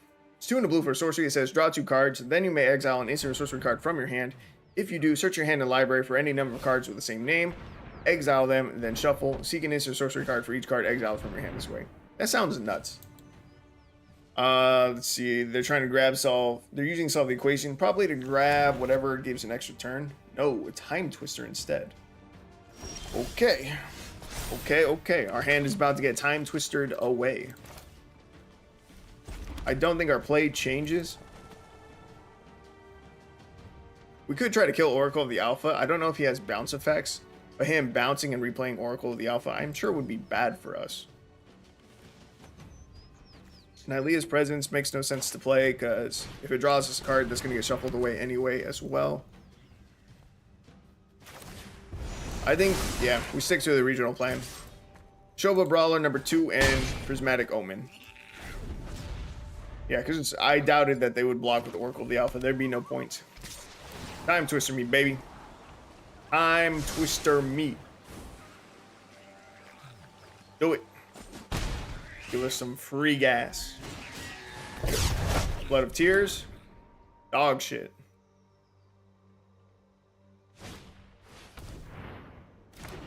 Well, can't Time Twister us now. We really just play out our board again. Shoba Brawler into the Shoba Brawler. Do a Prismatic Omen. Still have 10 damage on the board. We're looking pretty solid still. If he decides to Time Twister us, that's half of his mana for the turn. Ancestral Recall feels bad. Into the north, ramping, but that ends up bringing a tapped land. Still has 5 mana available to him.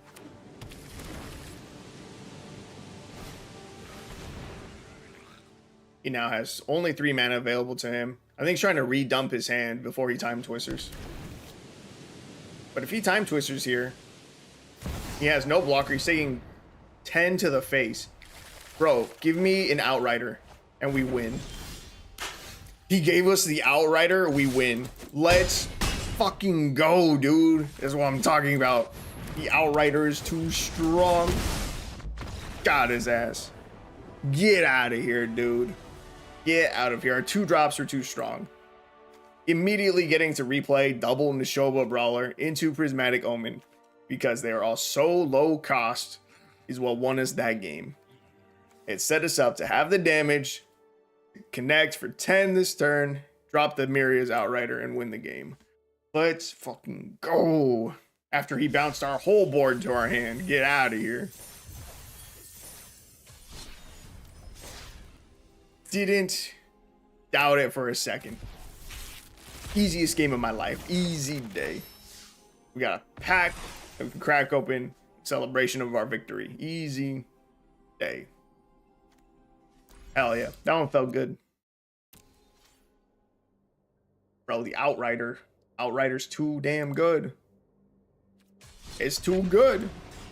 Don't underestimate it. Just 5 burn. 5 free burn.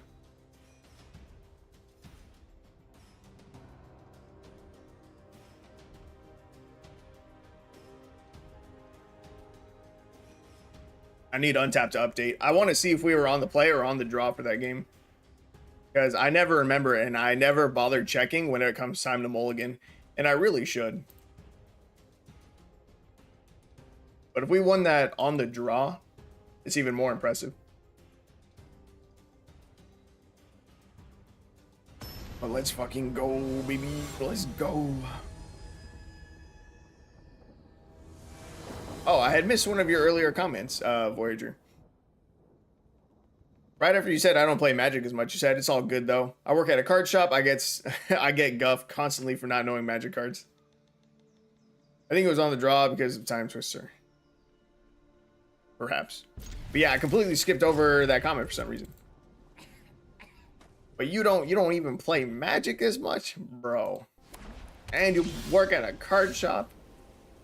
You're wild, and how are you not gonna play literally the most popular card game on Earth? On Earth, and work at a card shop. That's crazy. That's wild. They did not just fucking mana tithe me on turn 1. This is not a real game. That literally did not just happen. I must be losing my mind. This isn't real life. I'm not playing against an opponent with 180 plus cards in their library and just got turn 1 mana tithes. Ain't no way. It's impossible.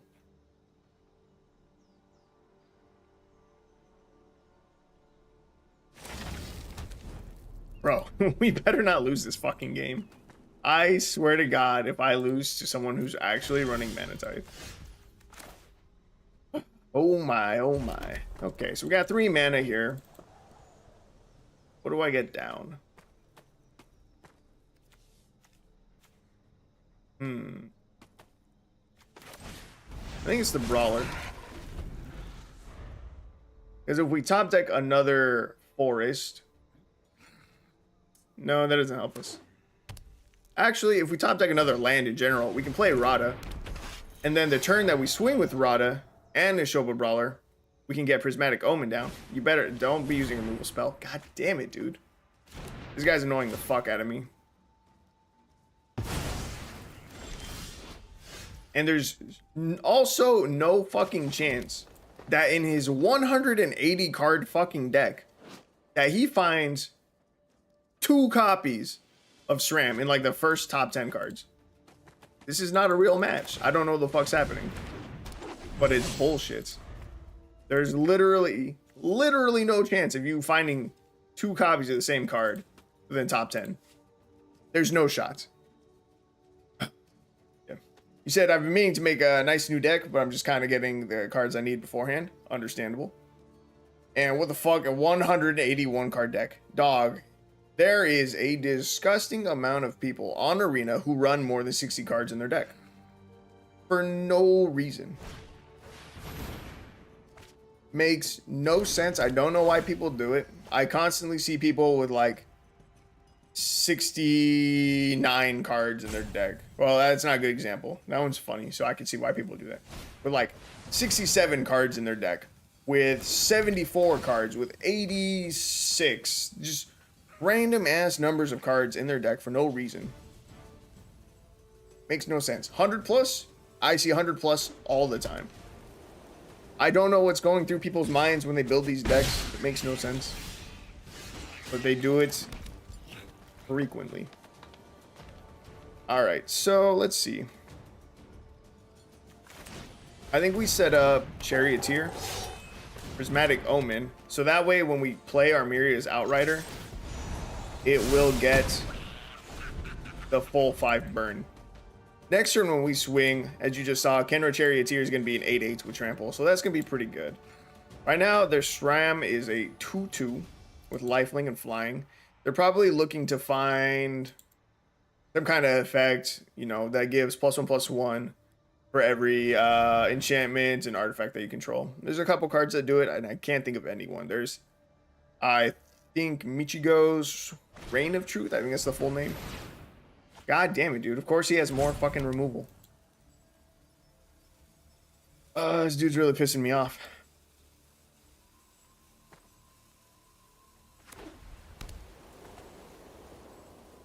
We had him. We had him when we killed the first SRAM. That should have been game. But because he got the fucking second one, top 10, he's just been able to draw and draw and draw. Dog shit.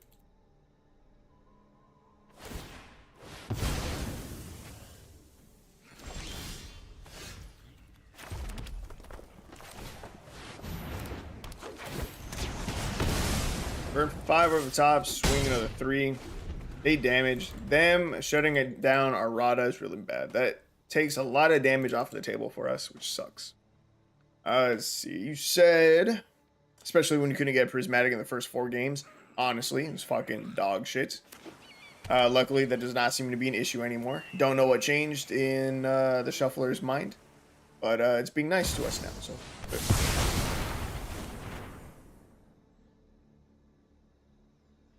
How is this fun for you? How is this an enjoyable experience for you, opponents? I simply do not understand. We top decked the best card in our deck, though. We just top decked a Wandering Tree Folk, and you know what? We can start seeking cards. And we have enough mana that we can seek 2 cards a turn. Wandering Tree Folk is not limited to only 1 use per turn, which is fucking fire. And then you said, oof, I use Planetary Disruption in my Infect deck on Arena. It's nasty. That card's fucking good. It is. Or, wait. Where to go? Planetary Disruption. Yeah, it's a good card.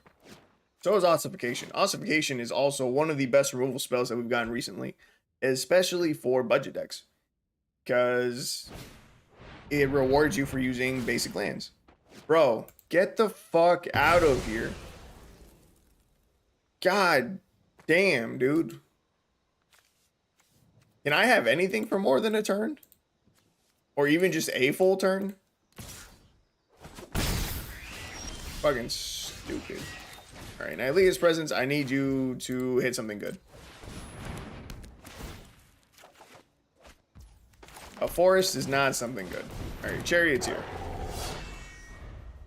His deck is just straight removal, 100%. It really feels like that. But he has, like, that Angelic Gift in here, Rune of Sustenance. I think what he did is that he put SRAM in the deck. He added 4 SRAMs. And then just every fucking card that says enchantment that he owns. Some more removal. To include Mana Tithe, which functions as removal. To me, counterspells function as removal. Okay, that is the first card that does not fit those categories that we've seen. He has another creature in his deck. Surprises me. Alright, we're gonna swing our Chariots here. He can double block with Jawbone, Duelist, and SRAM, but then we kill the SRAM. I'll kill the fuck out of SRAM. He's doing it. He's doing the double block.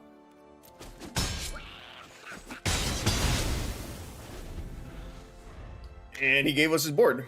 Bet money. But he has 6 cards in hand, and we have no hand. We only have 1 more life than him, so it's not looking good. Not looking too good. We seem to run out of gas with the deck. He did remove our card that was going to generate us a ton of gas. The Wandering Tree Folk was going to go fucking nuts this game. Oh my god, dude. Can you just do this whenever? Or did he just happen to have 2 of these in the top 10 of his fucking deck too? He had double Haunted Fengraf also in like the fucking, well, by now maybe top 20 of his deck. To just keep getting back SRAM. This is so ridiculous.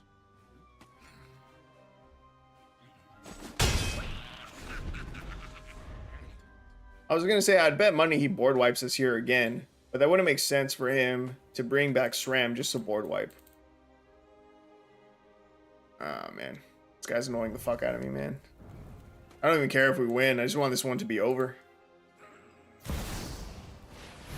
But yeah, I was gonna say maybe we need to take a look at our mana base. Maybe we swap out a forest and a mountain and we grab one of the Seek lands. Oh, he didn't even have a Seek land. He just had the Fair Basilica. But maybe we grab a copy of the red. Oh, dude, fuck you. I'm taking that trade all day. I think I wouldn't.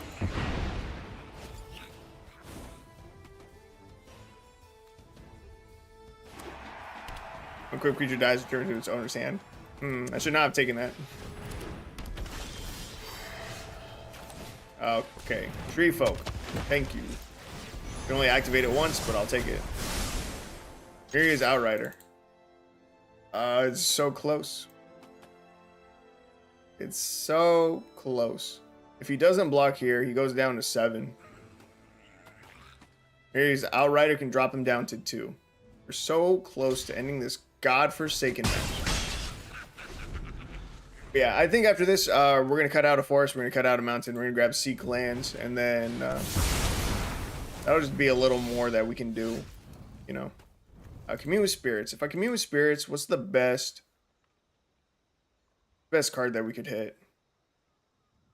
It only lets us hit enchantments, so we could grab a Weatherseed Treaty, another Prismatic Omen. Hylia's Presence is more draw, so it's not bad. We're going to try Commune with Spirits. We're going to see what we hit. Or we could hit all lands. That is also a very real option. We drop Game Trail. We Myria's Outrider. We burn him for 5. Technically, we're threatening lethal on board. But with his hand and his fucking deck, there's no shot he doesn't have a blocker or removal for this Myria's Outrider. If we're super, super, super lucky, we have a 5% chance of top decking another one. I didn't even realize that we'd already used one Myria's Outrider. Oh, wait a minute. Isn't Tribal Flames any target as well? Deals X damage to target creature or player. Okay, we have a couple top decks that can win us the game. 8% chance from here, 6% chance from here. It's 14% chance.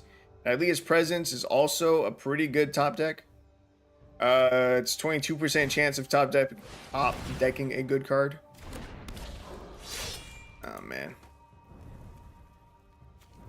Come on. Let me win this goddamn game. Does this give lifelink? No. Do you have lifelink? Can you gain lifelink? No.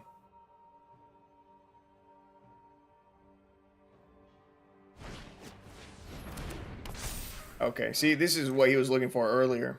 Ethereal Armor.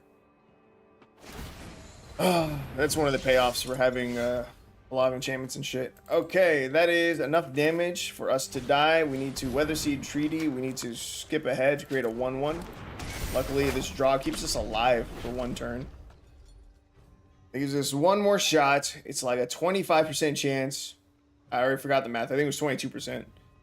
But it's like a 1 in 4 shot that we top deck lethal here. Like 1 in 4. If he gains any life, though, that also does not matter.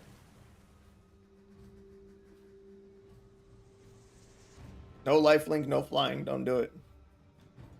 No lifelink, no flying. Don't do it. No removal as well. It's a lot of things to ask for him to not have.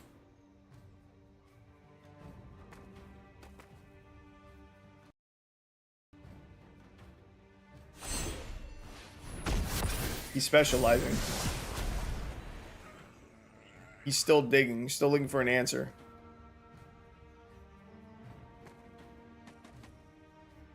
That's a good sign for us. That is. If we survive this turn, if we top deck a forest, I'm going to lose my mind. And I think either way... Oh my god, you had a mobilized district this whole time? Wait, that doesn't kill us. We still block the massive creature. Still not dead. 25-ish% chance to win the game right here. Please, for the love of God. We earned this one. We earned the win. This guy doesn't deserve shit. Hylia's Presence. Okay, this is one of the good top decks. Come on, baby. Come on. Give me something I can use. Give me lethal. Give me lethal. One of our red cards. One of our red cards. Shovel Brawler. Damn it. Technically not dead. Still. God damn, I really don't want to play out this game any longer. I'll stay in it. This dude's taking his sweet ass time on his turns too. It's not helping me want to stay in this match any longer. Okay. Tribal Flames, now 9% chance. Myria's Outrider, 6% chance. It's 15% chance plus another 6. It's 21% chance of top decking something good. 21%. Bro, come on, Tribal Flames. I really want to win with that card. I haven't used it to go face yet. Oh my god, they're playing the goddamn 1 fucking ring too. Game Sim. I hate you. I just want you to know that. I think you're a terrible person.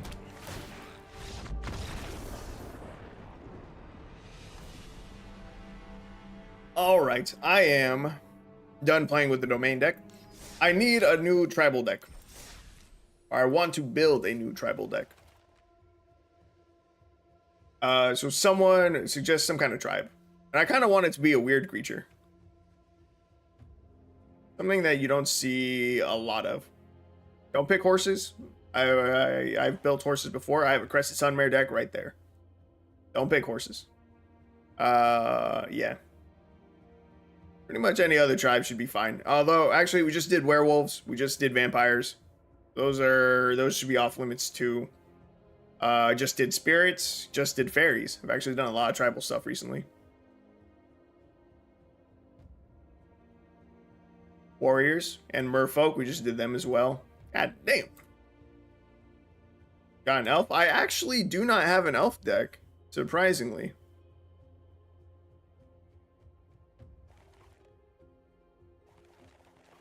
Let's see, what deck do I get rid of? I need to make room for a deck.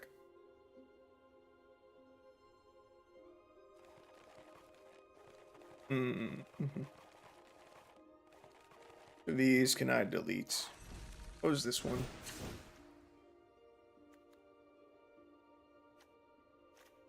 What in the actual fuck is this?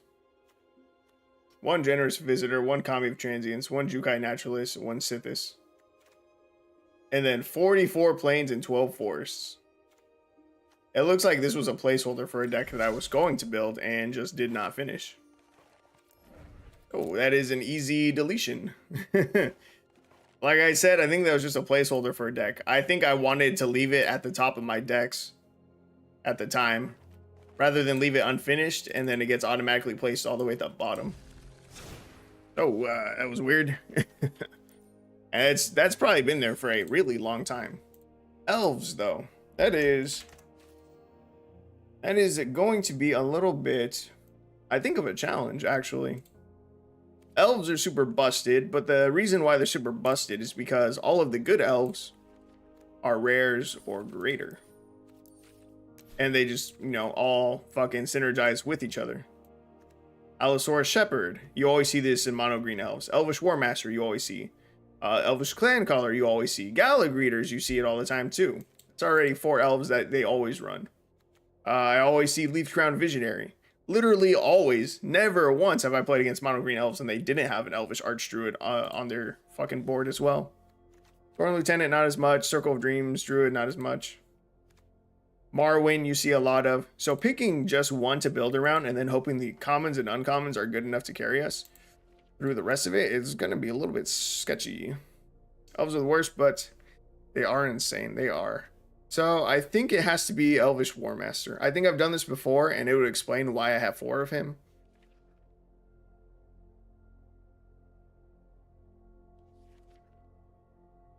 I think that it probably is the best elf. So it's 2-mana 2/2 elf warrior. It's not legendary, which is good for us. We don't want a legendary elf to be our rare. We want to be able to slam elves, right? Whenever one or more elves enter the battlefield under control, create a 1/1 green elf warrior creature token. This ability triggers only once each turn. We can pay 7 mana. Elves you control get +2/+2 and gain death touch until end of turn. That 7 mana is a lot. I believe in you. I've seen you make some ridiculous decks. I appreciate it. That 7 mana is a lot. I don't know that we can reach 7 mana with the common and uncommon elves. So let's take a quick peek at these. So what would we run? Elvish Visionary for sure would go in the deck. Ryan's Elite would definitely go in the deck.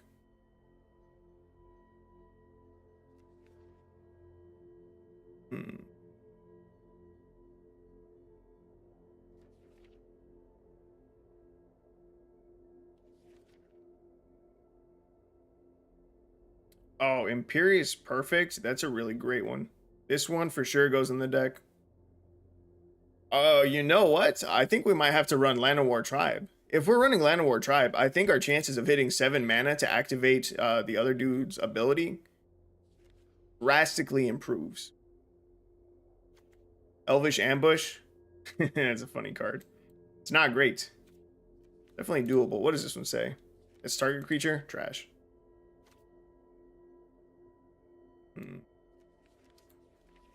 Yeah, I think we're gonna have to do the tribe. All right, we're going to try it. We'll try it with the Elvish War Master first. If we cannot consistently get his ability off, though, then we probably swap for something else. I'm not sure who or what. I think we'd swap it for a different elf. Allosaurus Shepherd is technically 1 mana cheaper. Actually, is this better? 1 mana 1/1, spell can't be countered. Green spells you control can't be countered. You pay 6 mana instead of 7. Each elf creature you control has base power and toughness 5/5 and becomes a dinosaur in addition to its other types. 5/5 is bigger than +2/+2 in Death Touch. But the big benefit of Elvish War Master is that he makes our board go really, really wide. Whereas Allosaurus Shepherd does not. Now, we're going to start with War Master. If War Master doesn't work, maybe I try Allosaurus Shepherd. Yeah. We'll start here. Common, uncommon. Right. So, Land of War Elves, obviously, you got to run that. Elvish Mystic, we're going to run that one too. Let's see. Elvish Visionary gives us draw on ETB. It's a really good one. Gwynen's Elite could be 2 mana for 3 bodies. War Master's out, so that's really good. I'm kind of tempted to run Paradise Druid too, also just for more ramp, so that we can reach 7. Woodland Mystic is just bad though. Surrender the Conduits is a little bit of a beefier body. Sylvan Ranger lets us look for a basic land card, reveal it, put into our hand.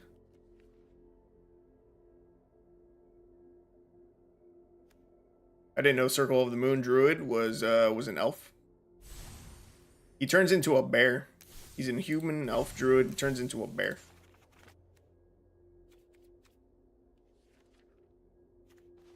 The Imperious Perfect, definitely the best card in the deck. Oh, I should turn on crafting, see if there's any other elves that I'm missing. No, I don't like that one. Leaf Glider. It's okay. Sky Shroud Lookout, that seems actually pretty good. 2 mana 1/1 with reach. When it enters the battlefield, seek an elf card. That's basically Elvish Visionary, but better. It has a keyword, and there's no chance of top decking a land from it. Sky Shroud Lookout, that might make it into the deck. I'll have to craft it, but it seems pretty good, actually. 2 mana 3/3 Death Touch. As an additional cost to cast a spell, reveal an elf card from your hand, or pay 3. That seems pretty good, too. Goddamn. Elderleaf Mentor, 3 mana 2/2. When enters battlefield, create a 1/1 green elf warrior creature token. I'm going to put him in. Going wide is good for us. More bodies we have, better shot we have of winning.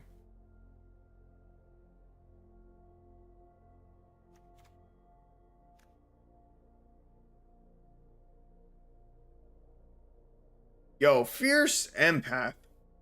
Fierce Empath could let us do something absolutely wild. Absolutely wild. It's super nuts.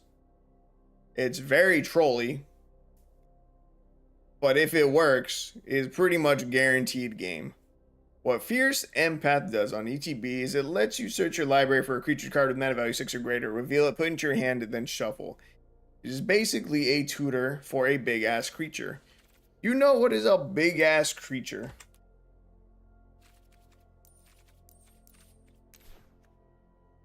Greater Hoof Behemoth is a big-ass creature. We're already trying to hit 7 mana with the deck. Hitting an 8th mana gets us a Greater Hoof Behemoth to then slam on top of all of our elves and then win the game. Just a thought. Just a thought. Just a thought. And then we would just cut one of our Elvish War Masters as one of the rares and then swap that in for our 4th and final rare. Run it. I am very tempted to. I am very tempted to. I'm not going to do it yet. We're going to play out some games. We're going to see if we can even reach the 7 mana for Elvish War Master. I'm still concerned that we can't. And if we're struggling to hit 7 mana, there's no point in trying to add in the 8-drop. That would be funny as fuck.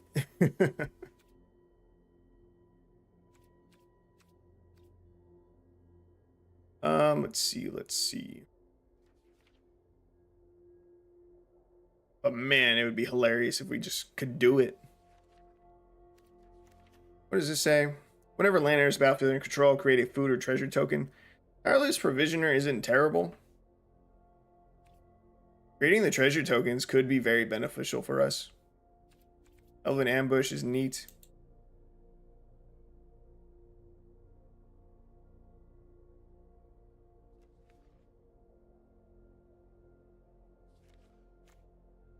In fact, I think if we were going to try to go the Crater Hoof Behemoth route, I think we would change our rare to something that taps for more mana. What are the good ones that tap for mana?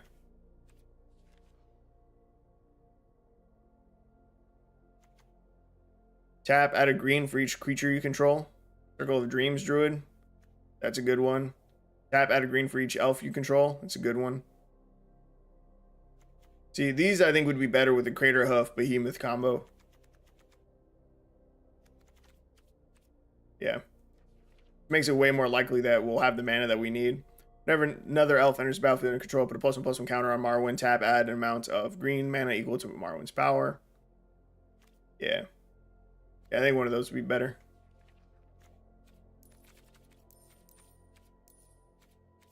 Oh, let's see.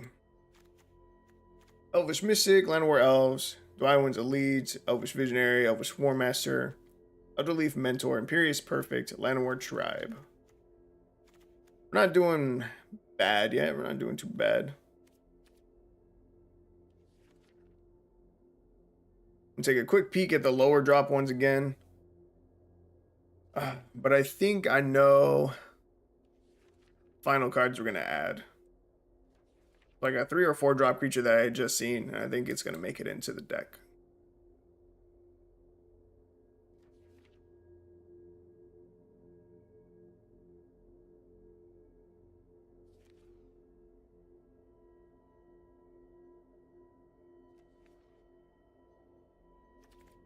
I was thinking about the Hunt Master, actually. Remember, cast an elf spell, you may create a 1/1 green elf warrior creature token. Not bad. I don't know how I feel about 24 Forests. That's probably excessive in this deck, since we have so many mana dorks. But at the same time, if we want to hit 7 mana, we really don't want to be missing land drops. I don't know. We're going to have to do some playtesting. So I think I'm just going to add 2 Tireless Provisioners, 2 Elven Ambushes. And then we're gonna playtest. I need to get a feel for the mana. Because I'm willing to bet that most elf decks, because they're running so many of the good elves that generate a ton of mana, they probably only run like 20 lands. Probably somewhere in like the 19 to 21 range is where you would typically run mono green elves. Probably. So we'll see right now if we get flooded out by running a full 24. And if we do, that's kind of good news. That means we can make a few more cuts, add a few more elves. Good stuff.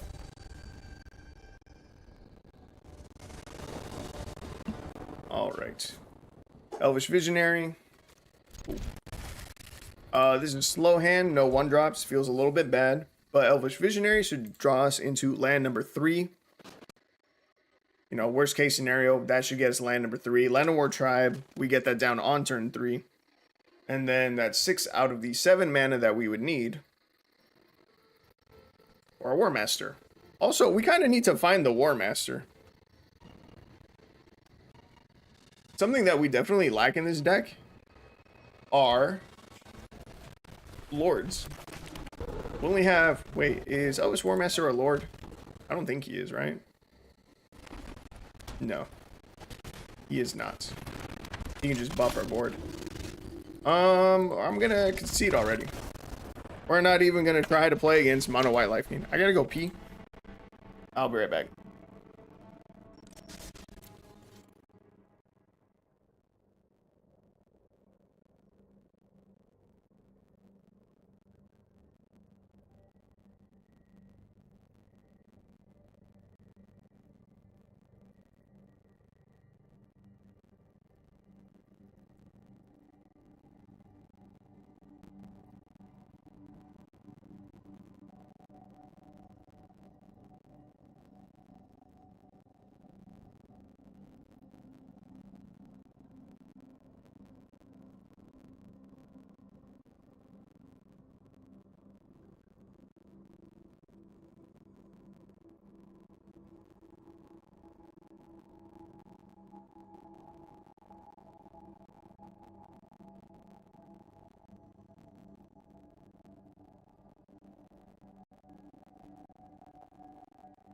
Ooh, you said my game audio is getting choppy? We can close arena and open it back up, see if that fixes it. Actually, oh yeah. Let's close it, reopen it. And hopefully that fixes it. I've had problems with OBS and recording my game where my audio ends up delayed. Just the game audio ends up delayed for some reason. After I've been streaming for a couple, I don't know, hours. So hopefully that fixes it. Happens to mine too if there's stuff running in the back. What's crazy is that I don't have shit running in the back.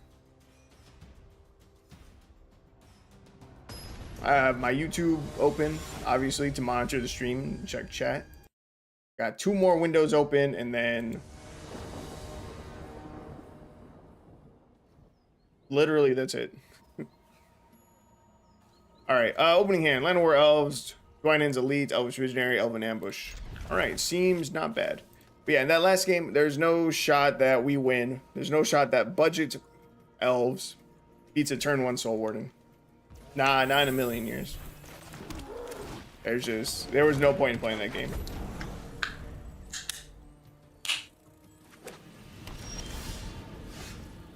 All right, another forest, no big deal. We're gonna play Dwynen's Elite here. Okay. We're looking all right. And I really thought we would have at least one more Lord like Imperious Perfect. The fact that we don't is a bit concerning. And get down a Llanowar tribe here. Opponent played Growth Chamber Guardian. Do I swing?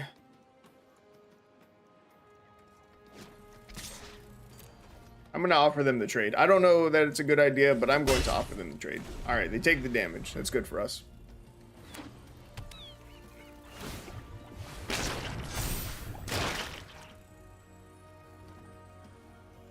All right, I'm going to look up some cards.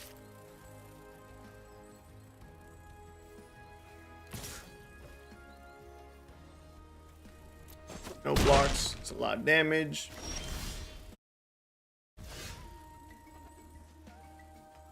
Okay, this is pretty solid for turn 4. We can Elvish Visionary into Elvish Visionary. 2 draws, seems good. Imperious Perfect, that we could... Oh, wait, we have a lot of mana, actually. We have 4, 5, 6 mana available to us right now. Yo, that's a ton. We can Elvish Visionary. And now Elven Ambush. Make a ton of elves. And then next turn, we can just drop Imperious Perfect, double the amount of damage that we have on board, and we probably just win the game. He's got 4 mana available here. I was going to say, unless it's something to like bounce our entire board. Yo, this is probably just game. Hell yeah, Imperious Perfect. And hell yeah, Elven Ambush. That's what I'm talking about. Let's go. Bro, no one runs Elvish Ambush. No one does. They can just run good elves instead. The ambush came through. Came through big time. Look at all that damage. Turn 5 win? That's not bad.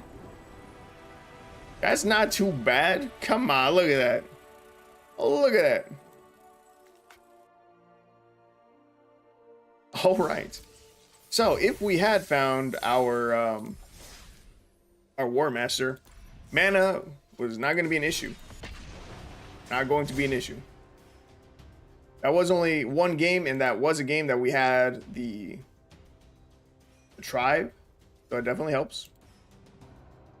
All right, but I wanted to see if there is another kind of elf lord somewhere on Arena that I just didn't see in common and uncommon that we could run. That's not it. I don't think there is, but it's worth a shot. Let's see, Mystic, Mentor, Tribe.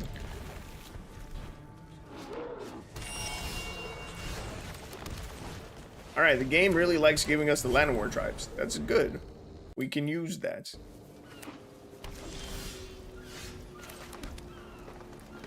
Oh yeah, we can just get a Llanowar tribe down right now. If it gets countered, I'll be very sad.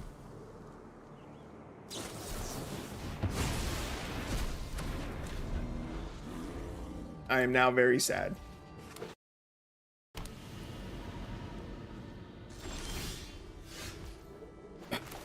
God damn, another one. All right. They couldn't do it a second time. Get down this Elvish Mystic. They don't have double white mana yet. That bodes well for us.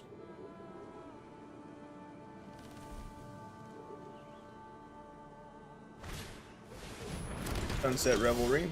Okay. A little bit annoying. Drop you. And a Llanowar Tribe. And no attacks. Okay, we really need to find an Imperious Perfect or an Elvish Warmaster. We top deck either of those and we are chilling. I think we are a little bit too heavy in the forest department. As long as the game keeps giving us these Llanowar Tribes, like, yeah, we really don't need this many forests. Opponent eats all the damage. Take 8 to the face is good for us. They have double white. They probably board wipe us here. If they do, we probably just concede. Lay down arms. Okay. Top deck of forest. Hate to see it. They go down to 7. There's the board wipe. Like I said, we probably just concede.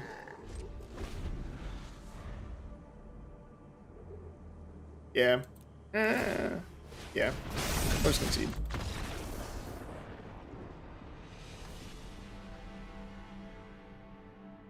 Okay. We're gonna go with a more fun deck. We're gonna go with the Craterhoof Behemoth deck. I think that's gonna be funny as fuck. All right, card number 1, Craterhoof Behemoth.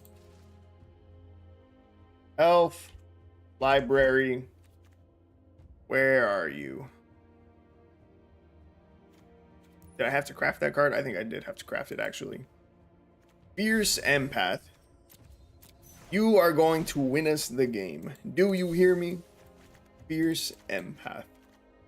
All right, Elf. Let's see. We're gonna take a look at the rares again. We want to find the ones that will make us the most amount of mana. I think it was probably the Elvish Archdruid. It not only buffs our boards. Ooh, 1 second. I'll be right back.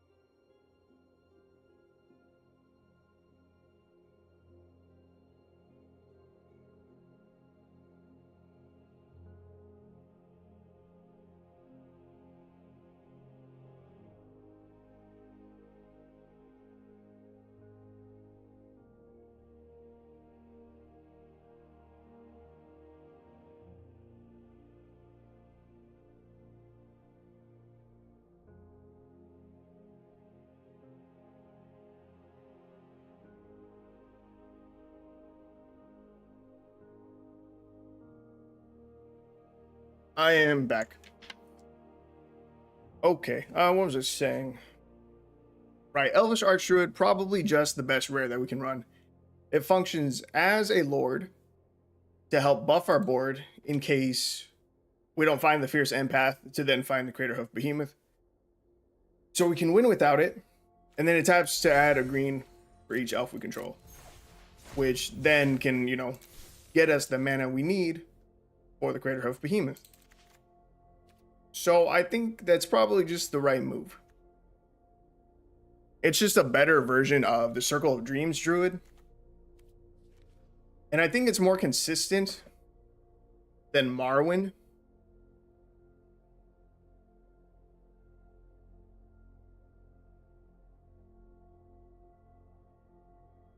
Yes. Yeah, all right. I think that's the move. In which case, we're going to come back to commons, uncommons. I am going to cut back. I'm going to go down to just 22 forests for now. Maybe in the future we cut out more. But I'm going to pull up the elf list that we were just using. So Elvish Mystic, full set of Llanowar elves. Visionary was in here. Finance Elite was in here.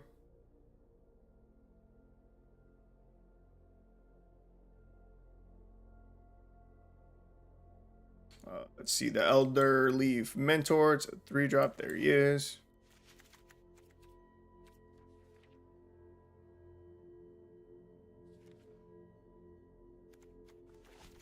Llanowar Tribes. Imperious Perfects. Now we have 2 more. Only 2 more card slots? Does that seem right, math-wise?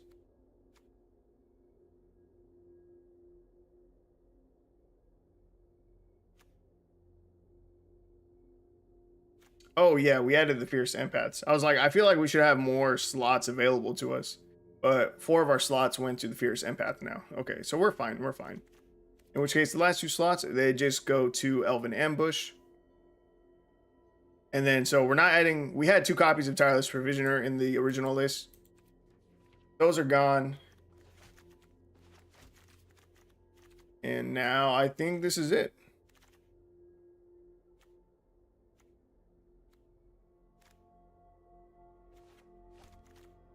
Alright, let's give this a shot. Let's meme on some people with elves. And the Crater Hoof Behemoth. Thing is, they're gonna see it coming. They're gonna see it coming from a mile away. When we go find in our library, we have to reveal it. Means they are gonna see it. So if they got a counter spell, they know to hold it. If they have a removal spell, they know to hold it. Well, I mean, the removal spell is not really helpful. Yeah, I don't know. They'll know. They'll know it's coming. All right, we find it already. So I think what we're going to do is turn 2 Elvish Visionary. I think we get the draw first. Turn 3, we Llanowar Tribe. Take 1 more turn to play as many other elves as we can. Oh god, why are we playing against this? We're playing against the Gruul Legendary Tribal deck. This is a standard deck. I don't know why we're playing against it right now. Really don't want to.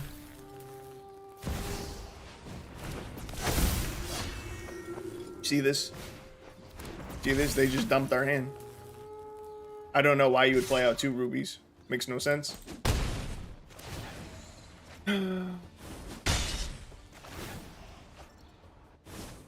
That's real annoying.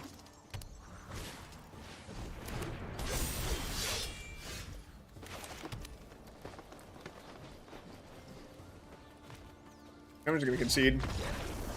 We can't keep up with it. We didn't have a turn 1 play. That sets us back a lot. That's really unfortunate. That is a terrible first game to try and test out our new deck.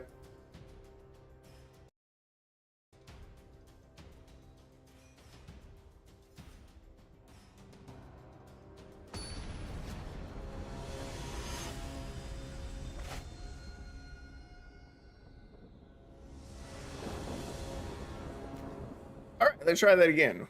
With a very similar opening hand. Bro, where are our 1-drops? We have 8 of them. You would think that we'd find them a little more consistently. Opponents running 62 cards in their deck for no apparent reason. Oh my god, if you play a fucking Soul Warden. Not a Soul Warden, it's not much better. I mean, with the Crater Hoof Behemoth, maybe we can beat Mono White. We are going to be pumping out massive numbers, so we might be able to get through their life gain. This is still going to be an annoying match, and we're on the play. Oh, thank you, One Drop, for showing up late. It's super cool. I appreciate it. Yeah, so I think this version of the deck has a much better chance against Mono White. I'm definitely happy that they did not have a turn 1 Soul Warden. That's good. Nice to see that. I think I'm gonna be a little bit risky and play the Llanowar Tribe here and pass. The reason why it's a little bit risky, well, actually it doesn't even matter. I was gonna say there's always a chance that we top deck Greater Hoof Behemoth. In some of my other combo decks, it's really bad. You never want to draw it. I have a Transmogrify deck. What you do is you Transmogrify one of your own creatures. So you like exile it or something, and then you seek a non-land permanent from your deck.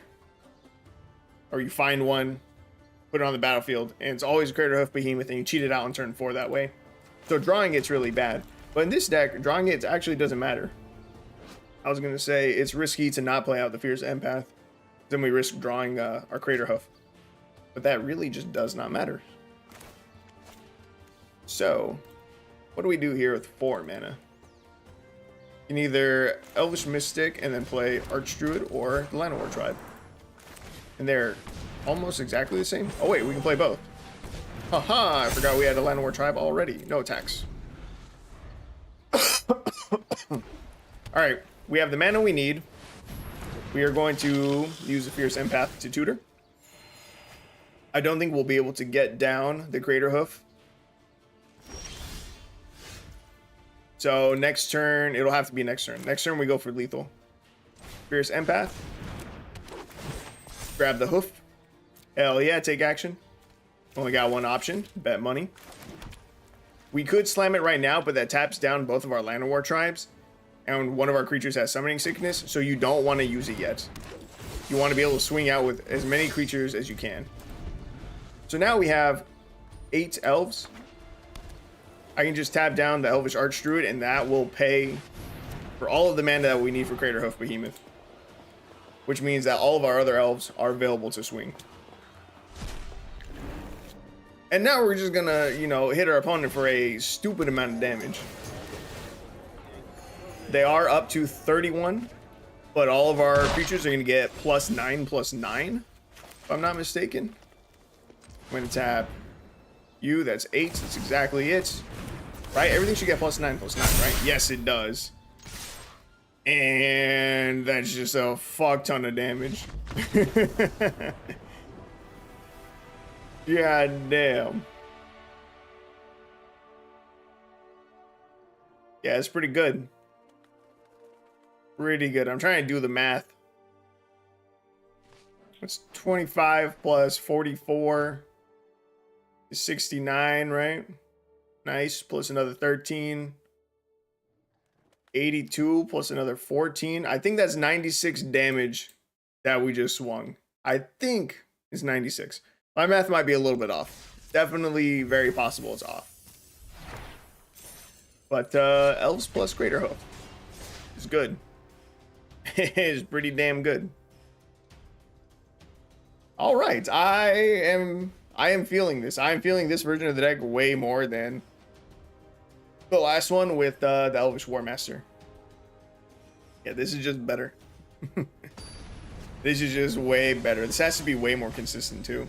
And it actually gives us a fighting chance against Mono White, as we just saw. Which should be one of our worst matchups for, you know, being budget elves. It should be one of our worst. Because we just can't pump out as much damage as typical elves.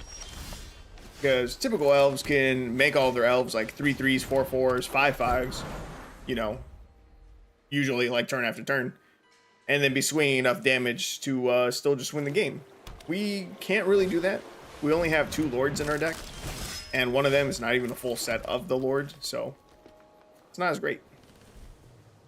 I think I get down Imperious Perfect here.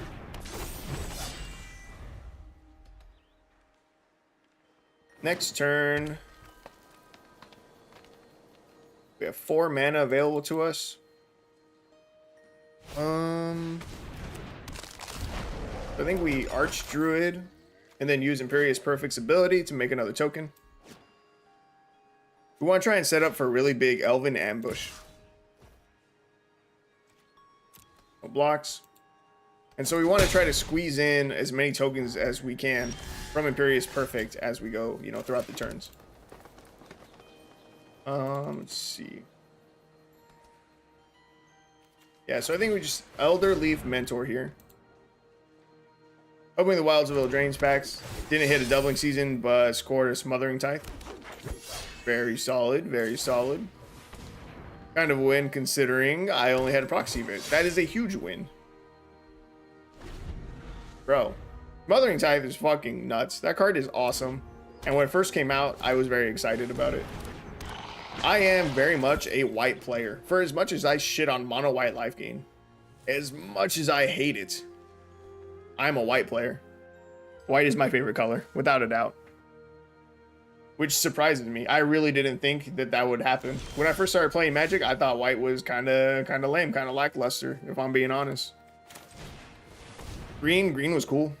Mono Green Stompy was the first deck that I ever built. Really fucking easy. And yeah, I always thought that I'd end up more of a green player. Not the case.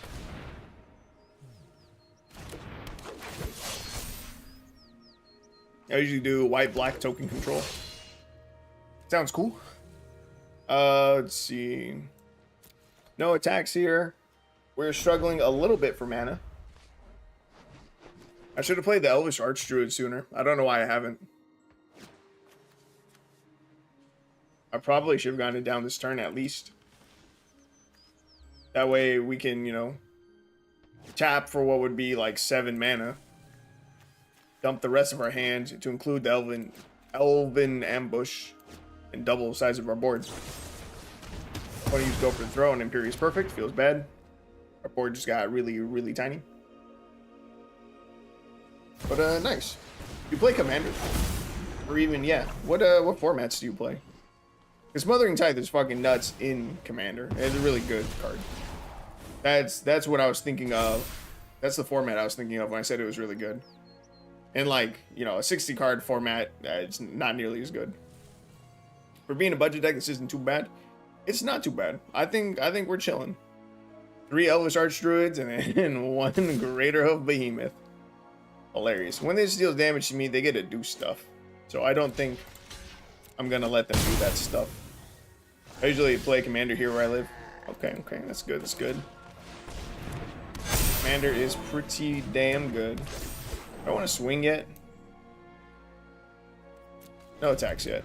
They probably kill our Archdruid. It's gonna feel bad. They already killed our Imperious Perfect. We don't have another Lord in hand. But if he manages to survive, they're digging. They're digging, they don't have a removal spell in hand. They find another black source of mana. That's horrifying. It's not a removal spell. This is good. We get to dump our hand here, and it's going to be nuts. But yeah, you said you normally play Commander. That's dope. I am a big fan of Commander. Yeah, when I was in the Navy, I had a lot of friends who we would all play Commander together. We'd go over to my friend Wagner's place, and we would play every other Saturday.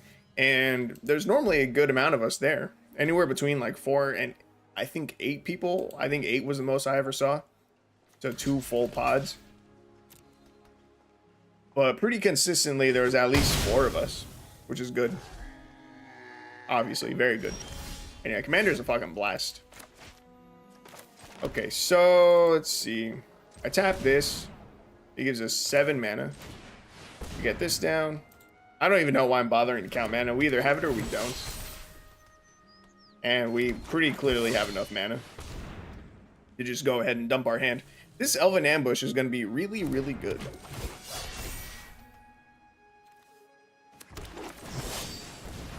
And now our board becomes massive. I don't even know how many elves we have right now. But we just got 13 tokens, so it's a pretty good amount. I think at this point, honestly, we can probably just start swinging. Next turn, we're swinging with 13 2/2s. I think he's just going to die unless he finds a removal spell for Elvish Archdruid. I think right now he probably starts taking some trades as well. Because it's still 12, 13, 14 damage we're swinging at him. It's pretty good. This is nuts. Bro, fucking elves, man. They're too good. They're too damn good. The Archdruid was 100% the right call. That helped carry us a lot for this. This last turn, we were able to dump our hand thanks to the Archdruid. And bro, I'm telling you, Elven Ambush, underrated. Underrated.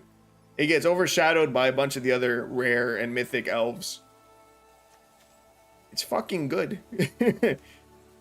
Making 13 tokens is kind of a lot of tokens for 4 mana. Like, if you think about that ratio-wise, like, that's even better than, like, a Krenko Mob Boss. Just because of the fact that it's a lot faster than Krenko Mob Boss is. Krenko can continuously, you know, keep doubling your goblins every turn. When he first enters, he's only gonna do it once. And that's only assuming he has haste. 4 mana, make 13 tokens immediately. That's pretty good. It's pretty damn good. And it's also instant speed. It is also instant speed, which is why it's called Elven Ambush. You could play your opponent. I could have swung out with everything on our board.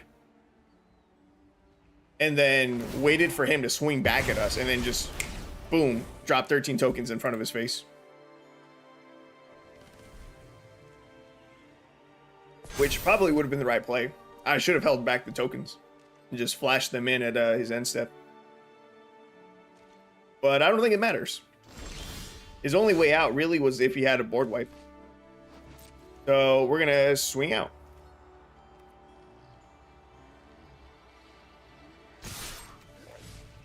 I'm even gonna hold back the Archdruid. He has 1 card in hand. Oh wait, he doesn't have a card in hand. That's in exile. We're just gonna hit him with a good game. We got there. Easy day. Did it without the Crater Hoof Behemoth. Because Elvis Archdruid being a lord, incredibly relevant. We did have one other lord earlier with Imperious Perfect, but it died. Easy fucking day. Wasn't worried. Dude is out here trying to do math like it matters. Bro, if 7 of these connect, you die. I have 14 in this pile alone. You can't block half of them. You can't. That's GG, homie. That's GG. I don't want to be a douche and spam you with the good games, but come on, it's this game. That's super game. Overkilled by 15. That's pretty good. Not getting board wiped definitely helps us.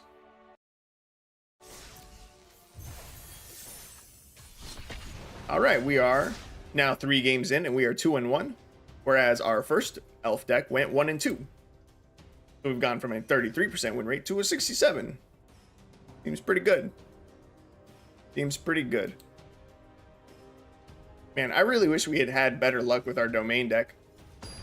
Its win rate was 50%, went 3-3. At least the second version did. First one went 0-4. That was doing terribly. Second one went 3-3. It at least went even. All right. Opening hands, not bad. Not bad, not bad. We can get a turn 2 Llanowar Tribe down. That seems pretty good.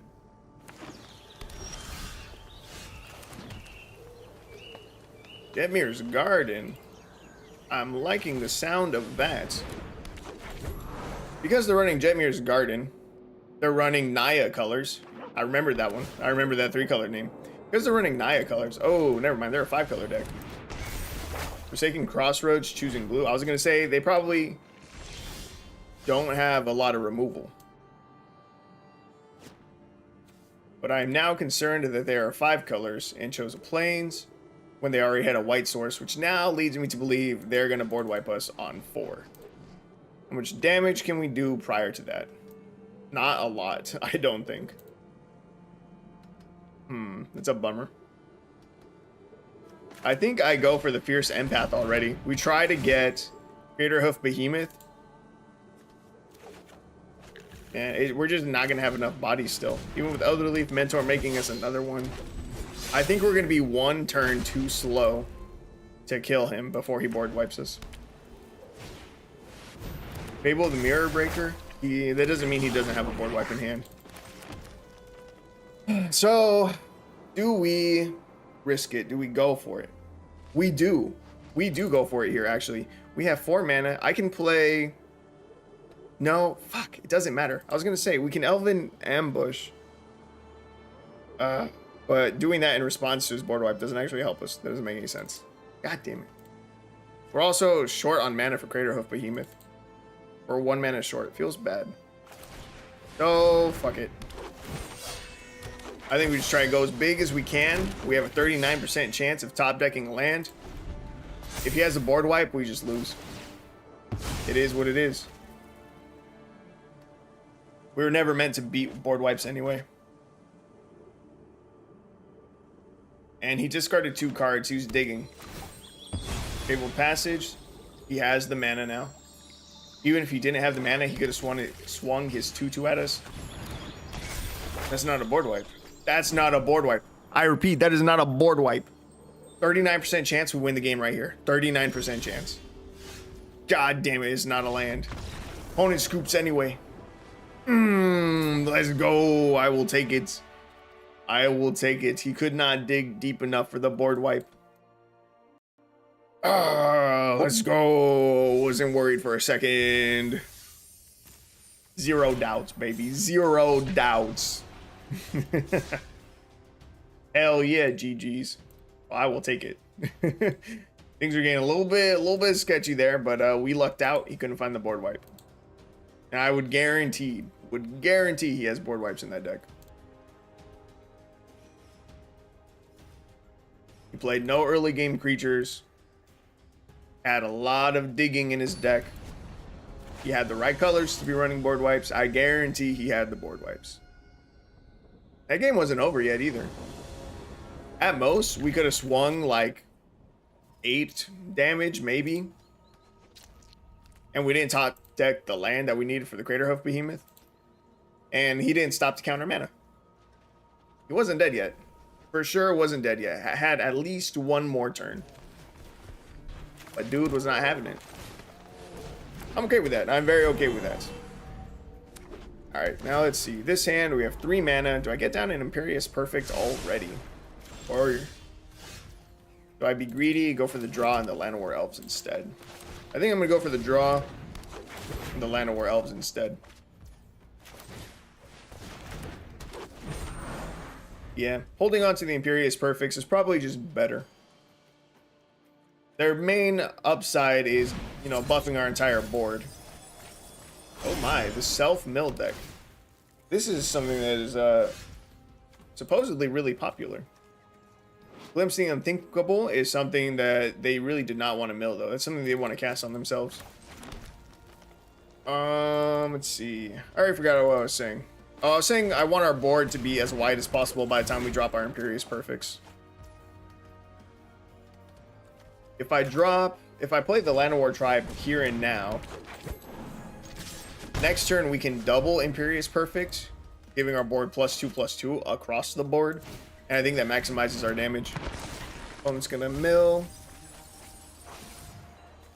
Didn't they mill Silver Smoke Ghoul?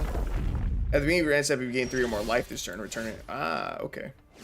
Got back to Blood Gas. That's okay. That's a lot of Imperious Perfects. My god. But now our board is just too big for him. Oh my god, we're gonna be able to drop the 3rd one as well. Bro. I was not even tracking that we'd be able to drop the 3rd one that we top decked. That's dope. Yeah. Yeah, him conceding there was definitely the right call. We're about to fucking smoke him, dude. And again, believe it or not, the deck that he was running, it is really good. It's a very weird self-milled deck that runs a bunch of creatures that say things like, if this creature gets milled, return it to the battlefield. It's just a bunch of cards like that. And there's a couple cards. There's like an enchantment that if it gets milled, deals 3 damage to your opponent, something like that. It's the most random pile of cards. If you were to look at it, it's the most random pile of cards. But it works together. It does all synergize. and it can blow you out of the water. Like I said, they milled a Glimpse the Unthinkable, which would make them mill 10 cards. And because they happen to mill that and not be lucky enough to draw that card, they've slowed them down a lot. If they cast that on turn 2, it's really hard to beat them. Our opponent really just stomped our Elvish Mystic. That's very rude. But that is 110% the correct answer. If you ever play against mono green elves, kill as many of the early game elves as possible. It has won me many games doing that. We're going to try and go as wide as we can. So we're going to Dwynen's Elite. Dwynen's Elite again. Oh, pass. Because when I played my budget decks to Mythic, I've done that twice now. I've gone all the way to Mythic using budget decks with only 4 rares total in the deck. The best deck that I have for that is It Wizards. And It Wizards had an incredible win rate against mono green elves, because I would use all of my burn spells to kill their elves. Rather than sending it face, rather than trying to combo off with damage, I kill their elves so they have no board, and then I slowly beat them up in the air after that. And it's always the right play. If you can kill the elves early, do it. No attacks here. We could really use some more mana. We are capable of elven ambushing already. That only makes us 7 tokens. So I think I still keep holding out. We have more 1-drops that we could find. We have a Lord that we could find. Ooh, okay, if I go with... What's up, Brayden? If I go with the Elvish Archdruid... Oh, man. If I play this and it lives, which I don't think is a very good shot of happening. Next turn, we'd be able to Fierce Empath, and then maybe even slam Craterhoof Behemoth in the same turn. But the safer play is to just go with the Elven Ambush. Go super wide, we make our 7 tokens. We turn them all into 2/2s, and then we can start beating him down. Because he's holding up 2 mana, we've already seen a Stomp come out of him. There's another Stomp. See, if I just played Archdruid there, it dies to that Stomp. I was thinking they had Lightning Strike, but... yeah, I think this is the better play. Again, it's definitely the safer play. Let's see. This says, whenever a creature you control becomes target of a spell or ability an opponent controls, you may draw a card. Okay, so let's see. Various Perfect. Archdruid. I get down Archdruid for sure. Do I start swinging? I think no. I think we greed it. We hope Archdruid lives a turn.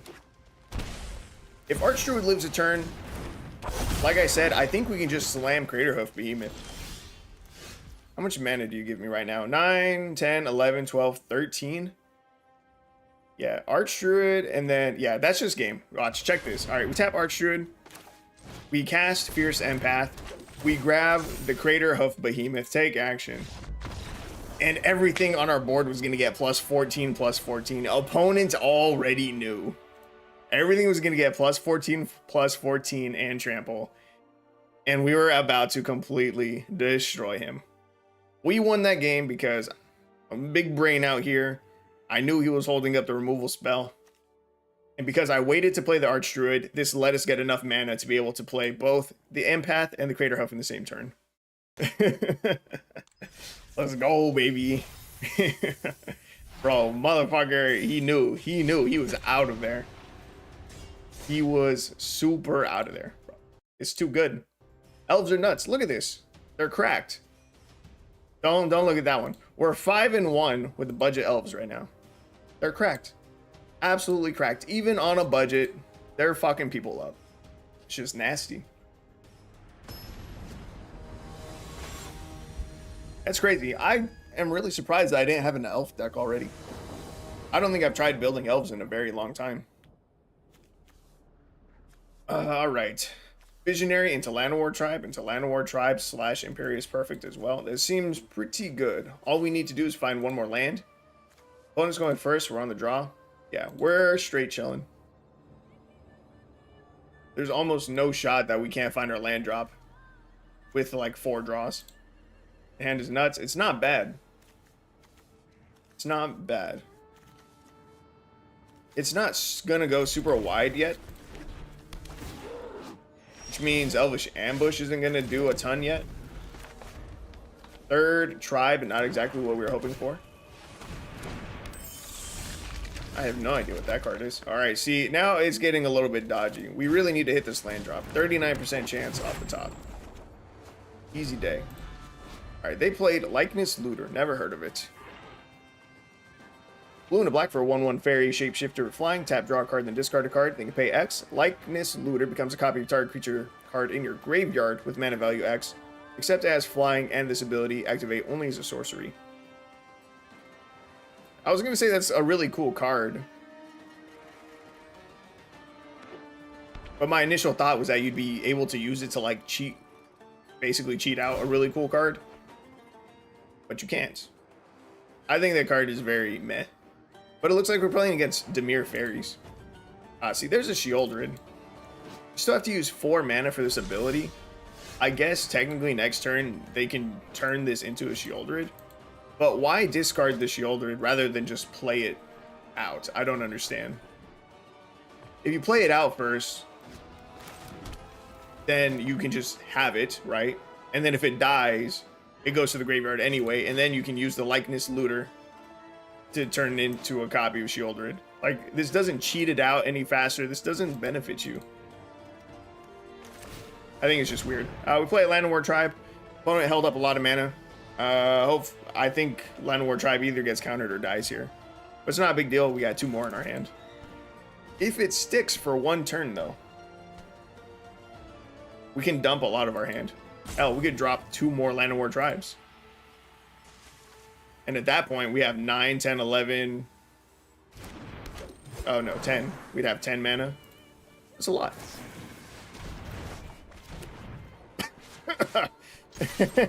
That did not just happen.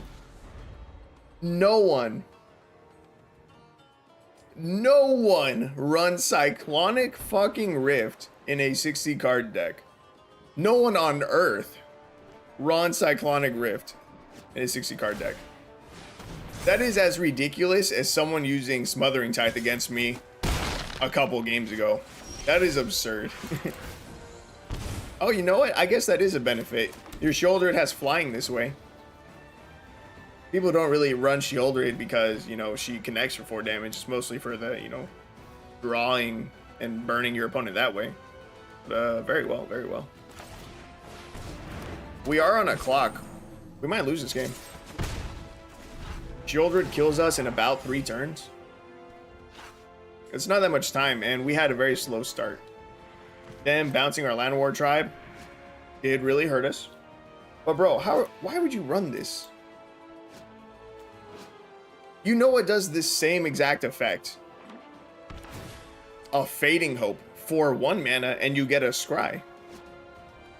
How often are you really getting to that overload?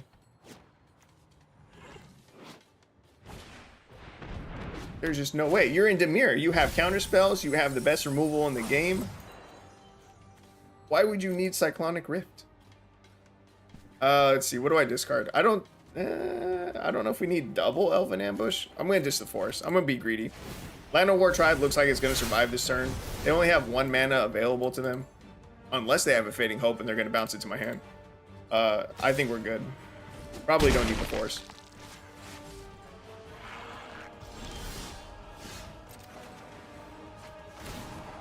Archdruid. It's okay. We have 7 mana available to us. Man, we didn't get any of our elves that bring additional bodies to the field. An Elven Ambush currently makes 2 tokens, so it's really terrible. Land of War Tribe to, I think, another Land of War Tribe. Just try to have as much mana as possible for next turn. I think we just lose, though. Opponent's up to 25. Yeah, 4 cards in their hand. Yeah, I don't even know what Invasion of Amonkhet does when it flips. You may have it enter the battlefield as a copy of any creature card in a graveyard, except it's a 4/4 black zombie in addition to its other colors and types. See, that one's a cool one. They just stole our Llanowar tribe? That's fucking rude.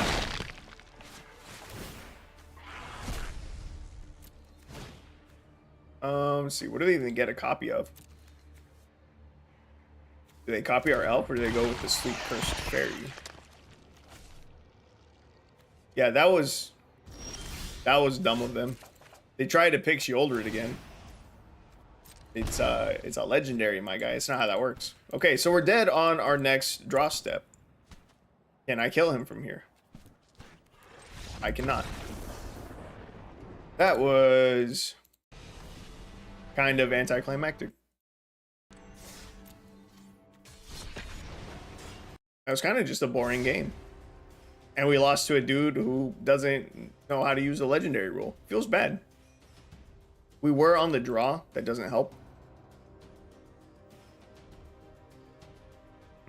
What a way to end our win streak. 5 wins in a row, and then we lose to that. Kinda whack. Kinda whack, my guy.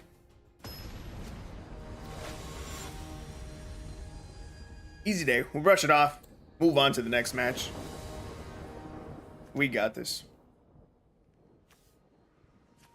Not having a 1-drop here, and we're going first, feels really bad. Our Dwynen's Elite sucks without a 1-drop, or even another 2-drop going first. So I think we mulligan, actually.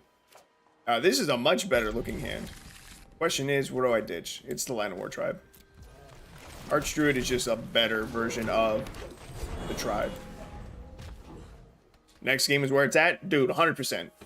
We're chilling.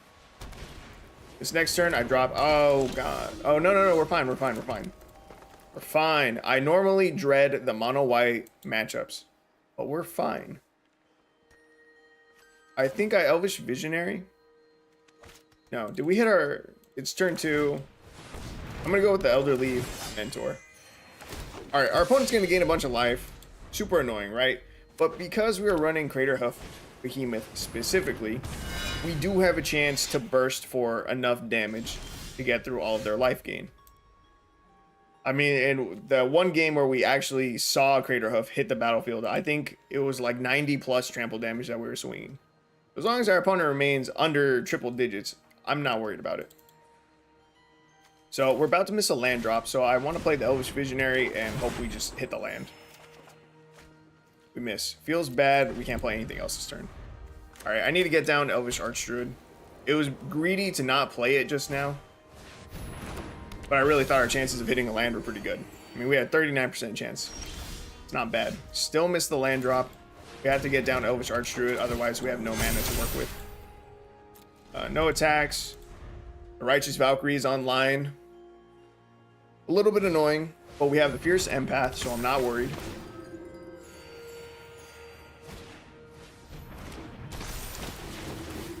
Opponent's at 33, 39.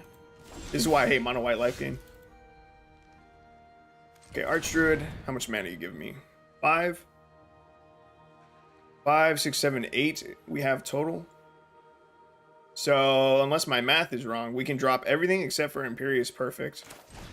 And I think that's the most amount of damage we can get. Action. Craterhoof. Dwynen's Elite. Oh my god. Fucking soul wording. Dwynen's Elite again. Opponent's at 44. Then we drop the Llanowar Elves. I am good at counting. No attacks. When we slam this Craterhoof Behemoth, everything on a board is going to get plus 11, plus 11. No, that's not counting the Craterhoof Behemoth yet. Everything's going to get plus 12, plus 12 in trample. Our opponent, look at our opponent's board. Look how ridiculous their board is. Look at their life total. And imagine just how safe they feel right now. There's no spot, there's no chance that you lose from this position, right? If you're mono white, there's just no way. Craterhoof Behemoth.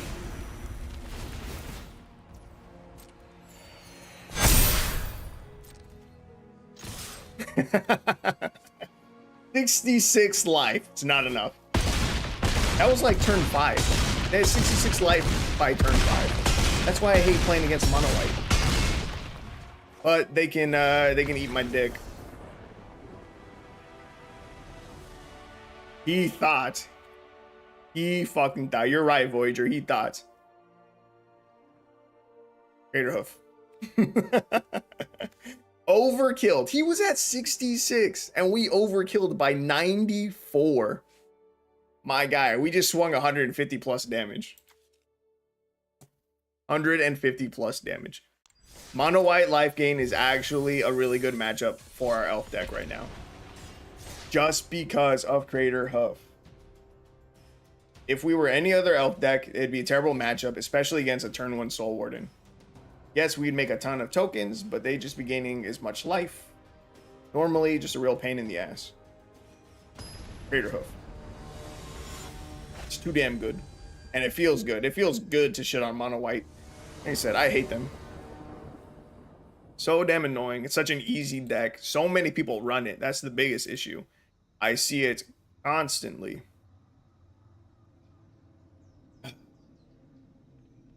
Feels good. Feels great, actually. We're now 6-2 with the deck. Pretty good. 75% win rate. Budget elves, bro. Come on. Come on, that's good.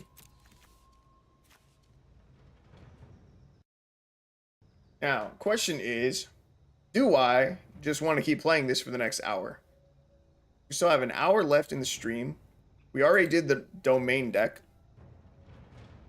Elves, I think, is pretty locked in. I don't think there's any changes that I would make to this deck. In that last game, we only had, I think, 2 forests the entire game. So I definitely don't want to cut back on any more. I don't think I want to add any additional forests. I think 22 is just a good enough amount.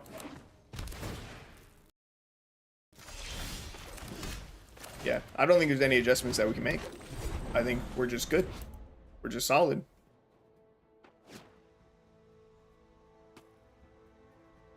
So yeah, do I want to try and build another deck real quick with the last hour that we have? That is the question. Or would you guys... Alright, so let's see. What do you think? Counterspell or removal? I'm going to bet money on removal, not a counterspell. It didn't look like he got priority. I also don't think he has a removal spell because he still didn't have priority. Unless he clicked to pass priority really, really fast after we got this down. Bowmasters, the nerfed version, get fucked. I think we're okay. Damn, I already forgot what I was talking about. Oh yeah, alright, so would you guys rather watch me stomp on people for another hour with mono green elves? Or do you want me to slap together something else really, really quickly? And if so, what would you want to see? Hell, we could even just look at one of the decks that I already have. I had a horse deck. I know I did. I don't know if I still do, but I know I did. You can see horse tribal. Let's see. Elvish Archdruid. Say keep slaying. I am down for it. Let's see. Do we have enough mana for both? We're 1 mana short. I think I Elven Ambush here. It's not a lot of tokens, but it's a decent amount. And then next turn we drop the Imperious Perfect. Buff our board a second time. And then we start swinging. Nixilis. He forces us to draw. Archdruid's dead. Feels bad. Bowmasters can ping 2 things down. Oh, we drew into the Fierce Empath. I say keep slaying, but after these next 2 games, I gotta crash. No worries. No worries. He's really killing our Llanowar elves. This dude's a bitch. We found the Fierce Empath. Oh, wait. No, we still have enough mana. Damn. This is going to be a really fucking hard game, actually. We're literally about to die. I am your inner demon.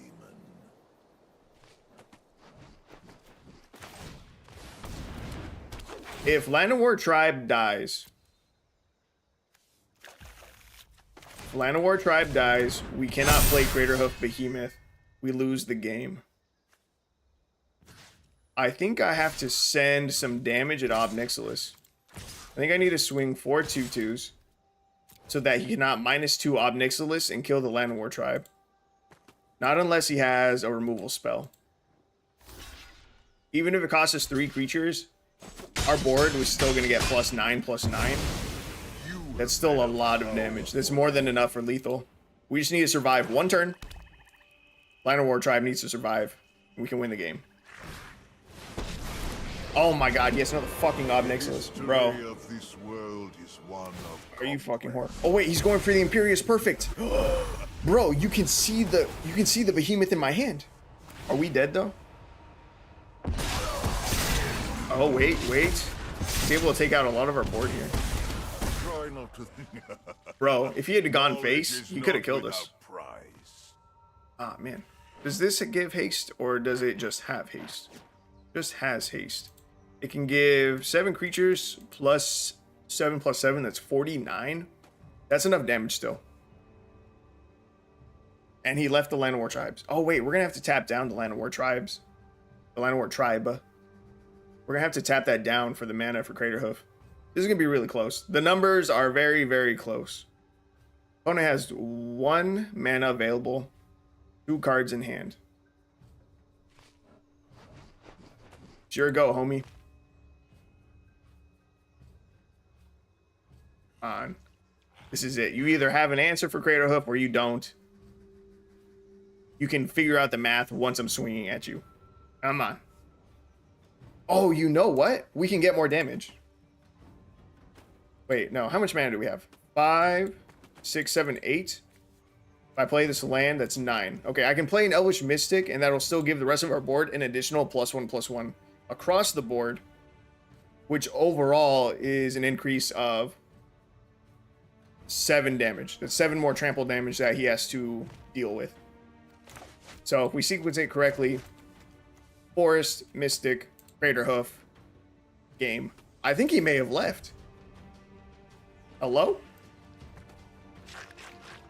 Is the game frozen? Did we disconnect? Is it us? Is it him? I'm a little concerned. I feel like by now we should have seen... Oh no, our game crashed. Bro, Task Manager. We need to get back into the game. No, it's us. If it was him, we would have seen his timer by now. We would have seen him start roping. It's us. We need to get back into this game. Bro, don't do me like this. We got him. We got him. Come on. You're fucking lying. We had him, dude. The fact that we didn't load back into it means it kind of was just arena. Bro, come on. That's not fair. We had his ass. That was the freest dub ever. Maybe not the freest one. It was going to be close as fuck. But bro, we had him.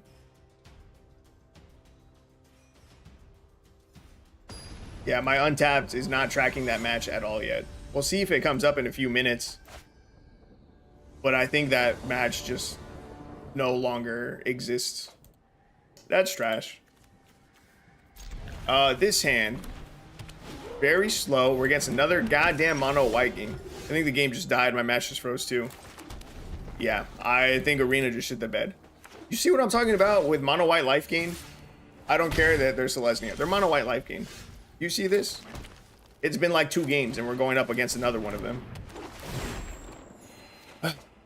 Oh my god, I was about to say, the longer this game goes on without Fierce Empath, the wider our board it needs to be to make up for all of his life gain. But we just found the Fierce Empath already. We need to find the mana to cast our Craterhoof. Game keeps giving us a lot of lands. But I like our chances.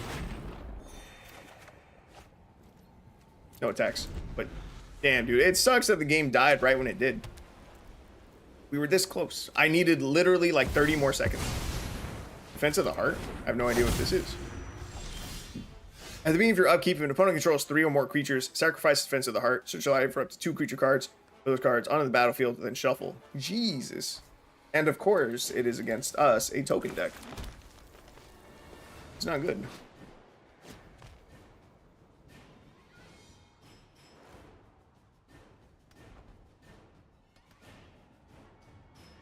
You guys know what they're doing? I was trying to think of what 2 creatures would win them the game in Selesnya. You guys know the answer? I know the answer. We can't beat them. Our win con is to have a lot of creatures. As soon as we have 2 or 3, as soon as we have a 3rd creature, they go to their upkeep, they win the game. You guys want to see what it is? I would bet my left testicle. I'm going to give them the 3rd creature. I would bet my left testicle it's Heliod and Scurry Oak.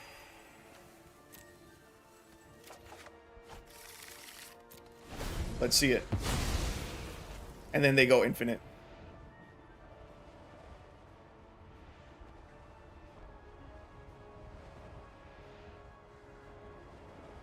Heliod, Scurry Oak.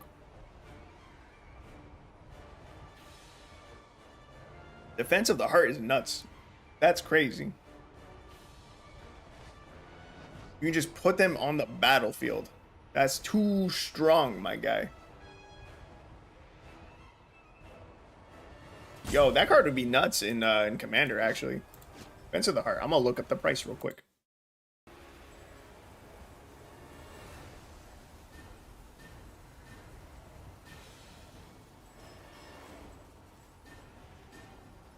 It's only a $5 card.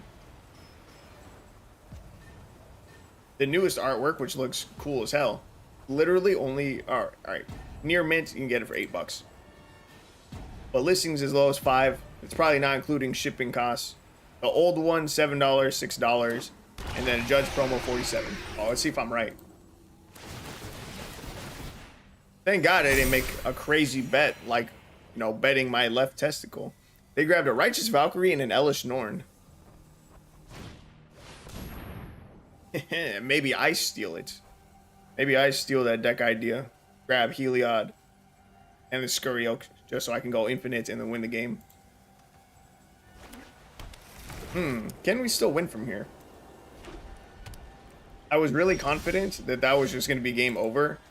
So I did not make the most optimal play last turn. We have a ton of mana. Or we have a ton of forests, but still not quite enough for Craterhoof. Oh, actually, with Elvish Mystic, we would be fine. That'd be the last one that we need. Yeah, you're gaining more life. Do we just Elven Ambush already? Or...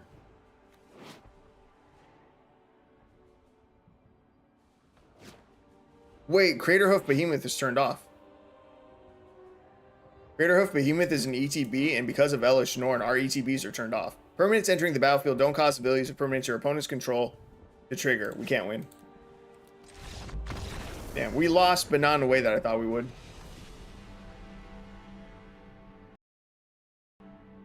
Bummer.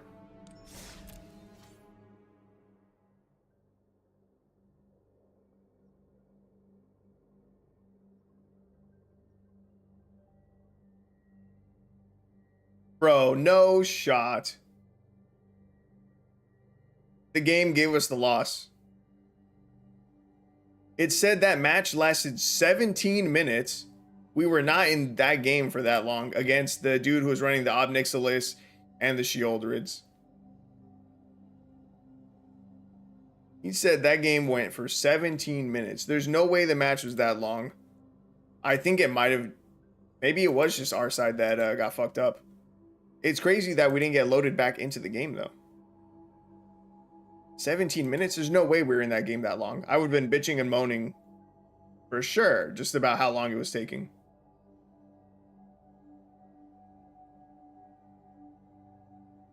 So the game, for some reason, kicked us out of the game. When we reloaded Arena, it did not put us back into our game. And it proceeded to last for 17 minutes? That's really weird. And unfortunate, because we definitely had that dude.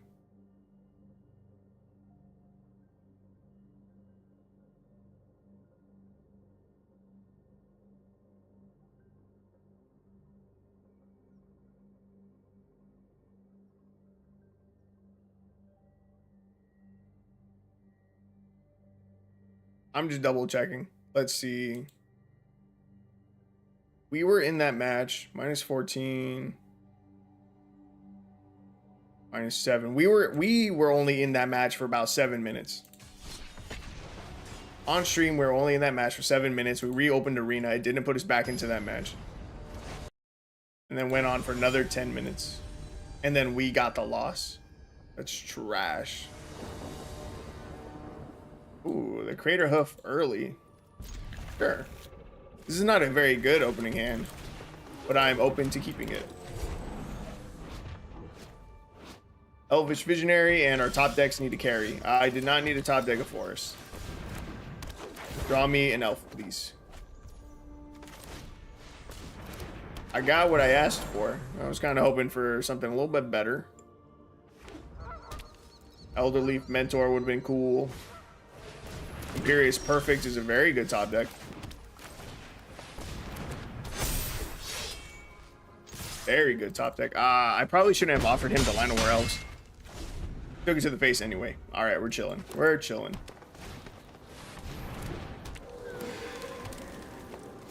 The reason Imperious Perfect was such a sick top deck is that this can continue to make us tokens while we wait for the mana to cast Crater Hoof. No attacks. Oh, for our domain deck, I mentioned a creature that turns all of our lands into every basic type. It was Dryad of the Elysian Grove. I couldn't remember his name. It's that guy.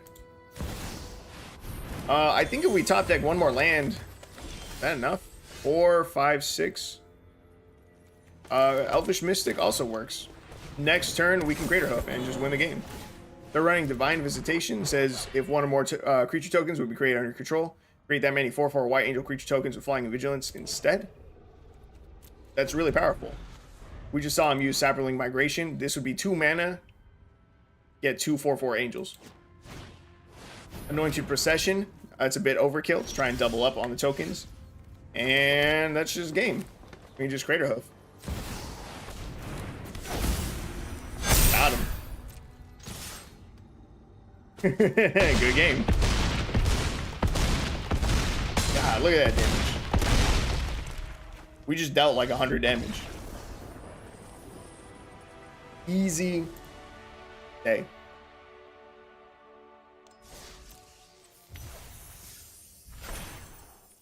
All right, I need 4 more wins. Damn. I still need 4 more daily wins. That's crazy. 3 hours and I only have 11 wins? That doesn't sound right.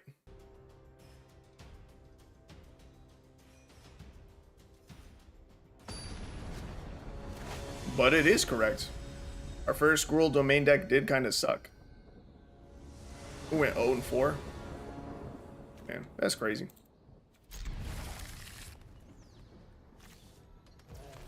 Alright, you know what? I don't think I want to play this for another 40 minutes. I think I'm going to play this for another 10.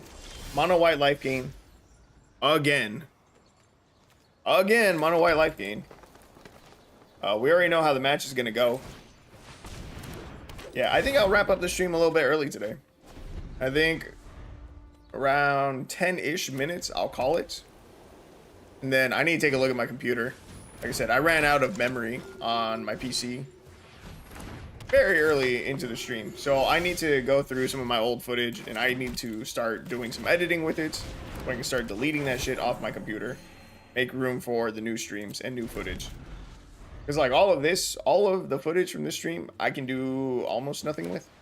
It's a real pain in the ass to get my stream downloaded from YouTube in good quality to then edit into a video, which is why I was recording my streams also through OBS. But like I said, I ran out of space because I have like 2 weeks worth of fucking recordings of streams with with no purpose really. Not doing anything. So let's see. We grab Crater Hoof here. By Elven Ambush, is that going to be enough to win the game? I don't think so. They're going to gain 3 more life, then another 3 more life when they swing with Speaker of the Heavens. Oh god, they're gaining way more life. Wait, Speaker of the Heavens might be too much for us. With this fucking Light of Promise, he's going to gain a fucking ton of life. Splendid Angel, that's horrifying. This might be a mono white life gain deck that actually beats us. Great Angel.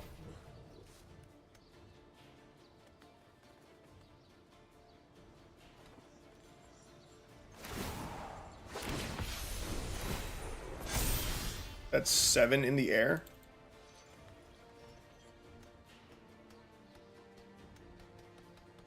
I don't even have the mana for a Crater Hoof.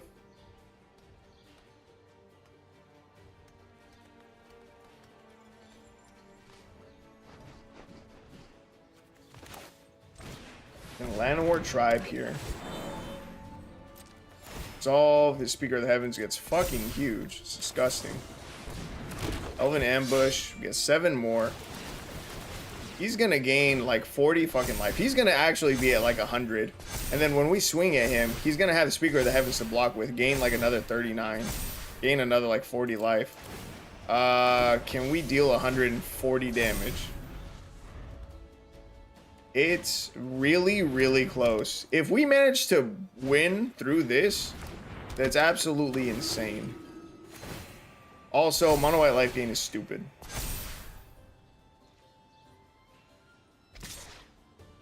Wait, does he have 2 tokens in the air? Oh, he doesn't even swing. Ah, oh, fuck. We have to lose something to block as well. I don't think we can win this one.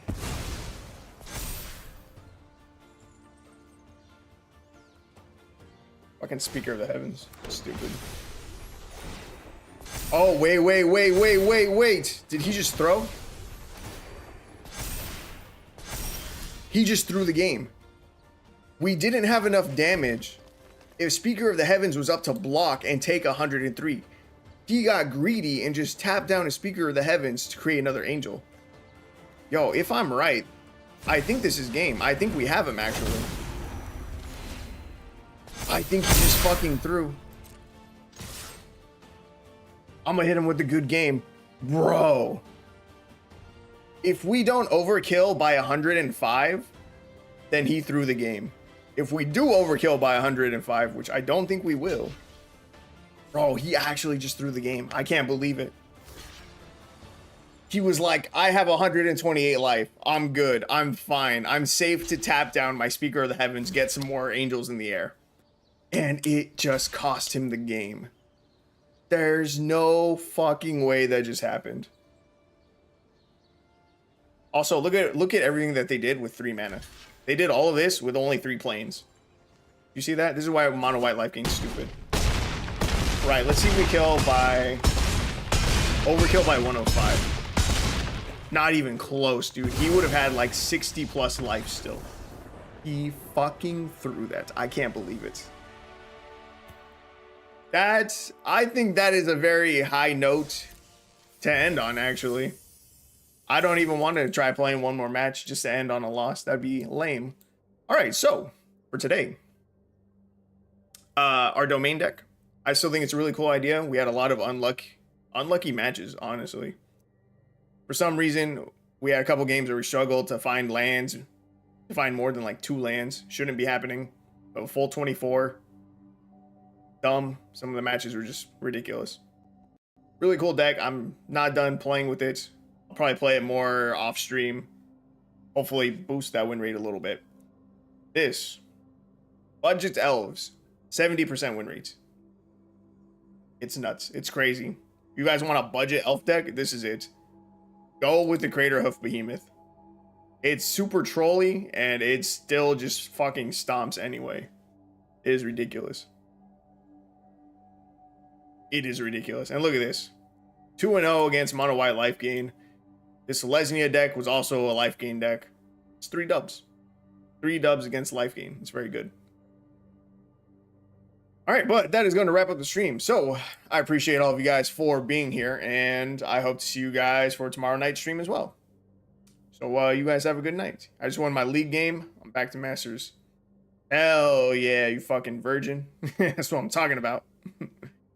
But yeah, we'll call it there. So again, hopefully I'll see you guys tomorrow night.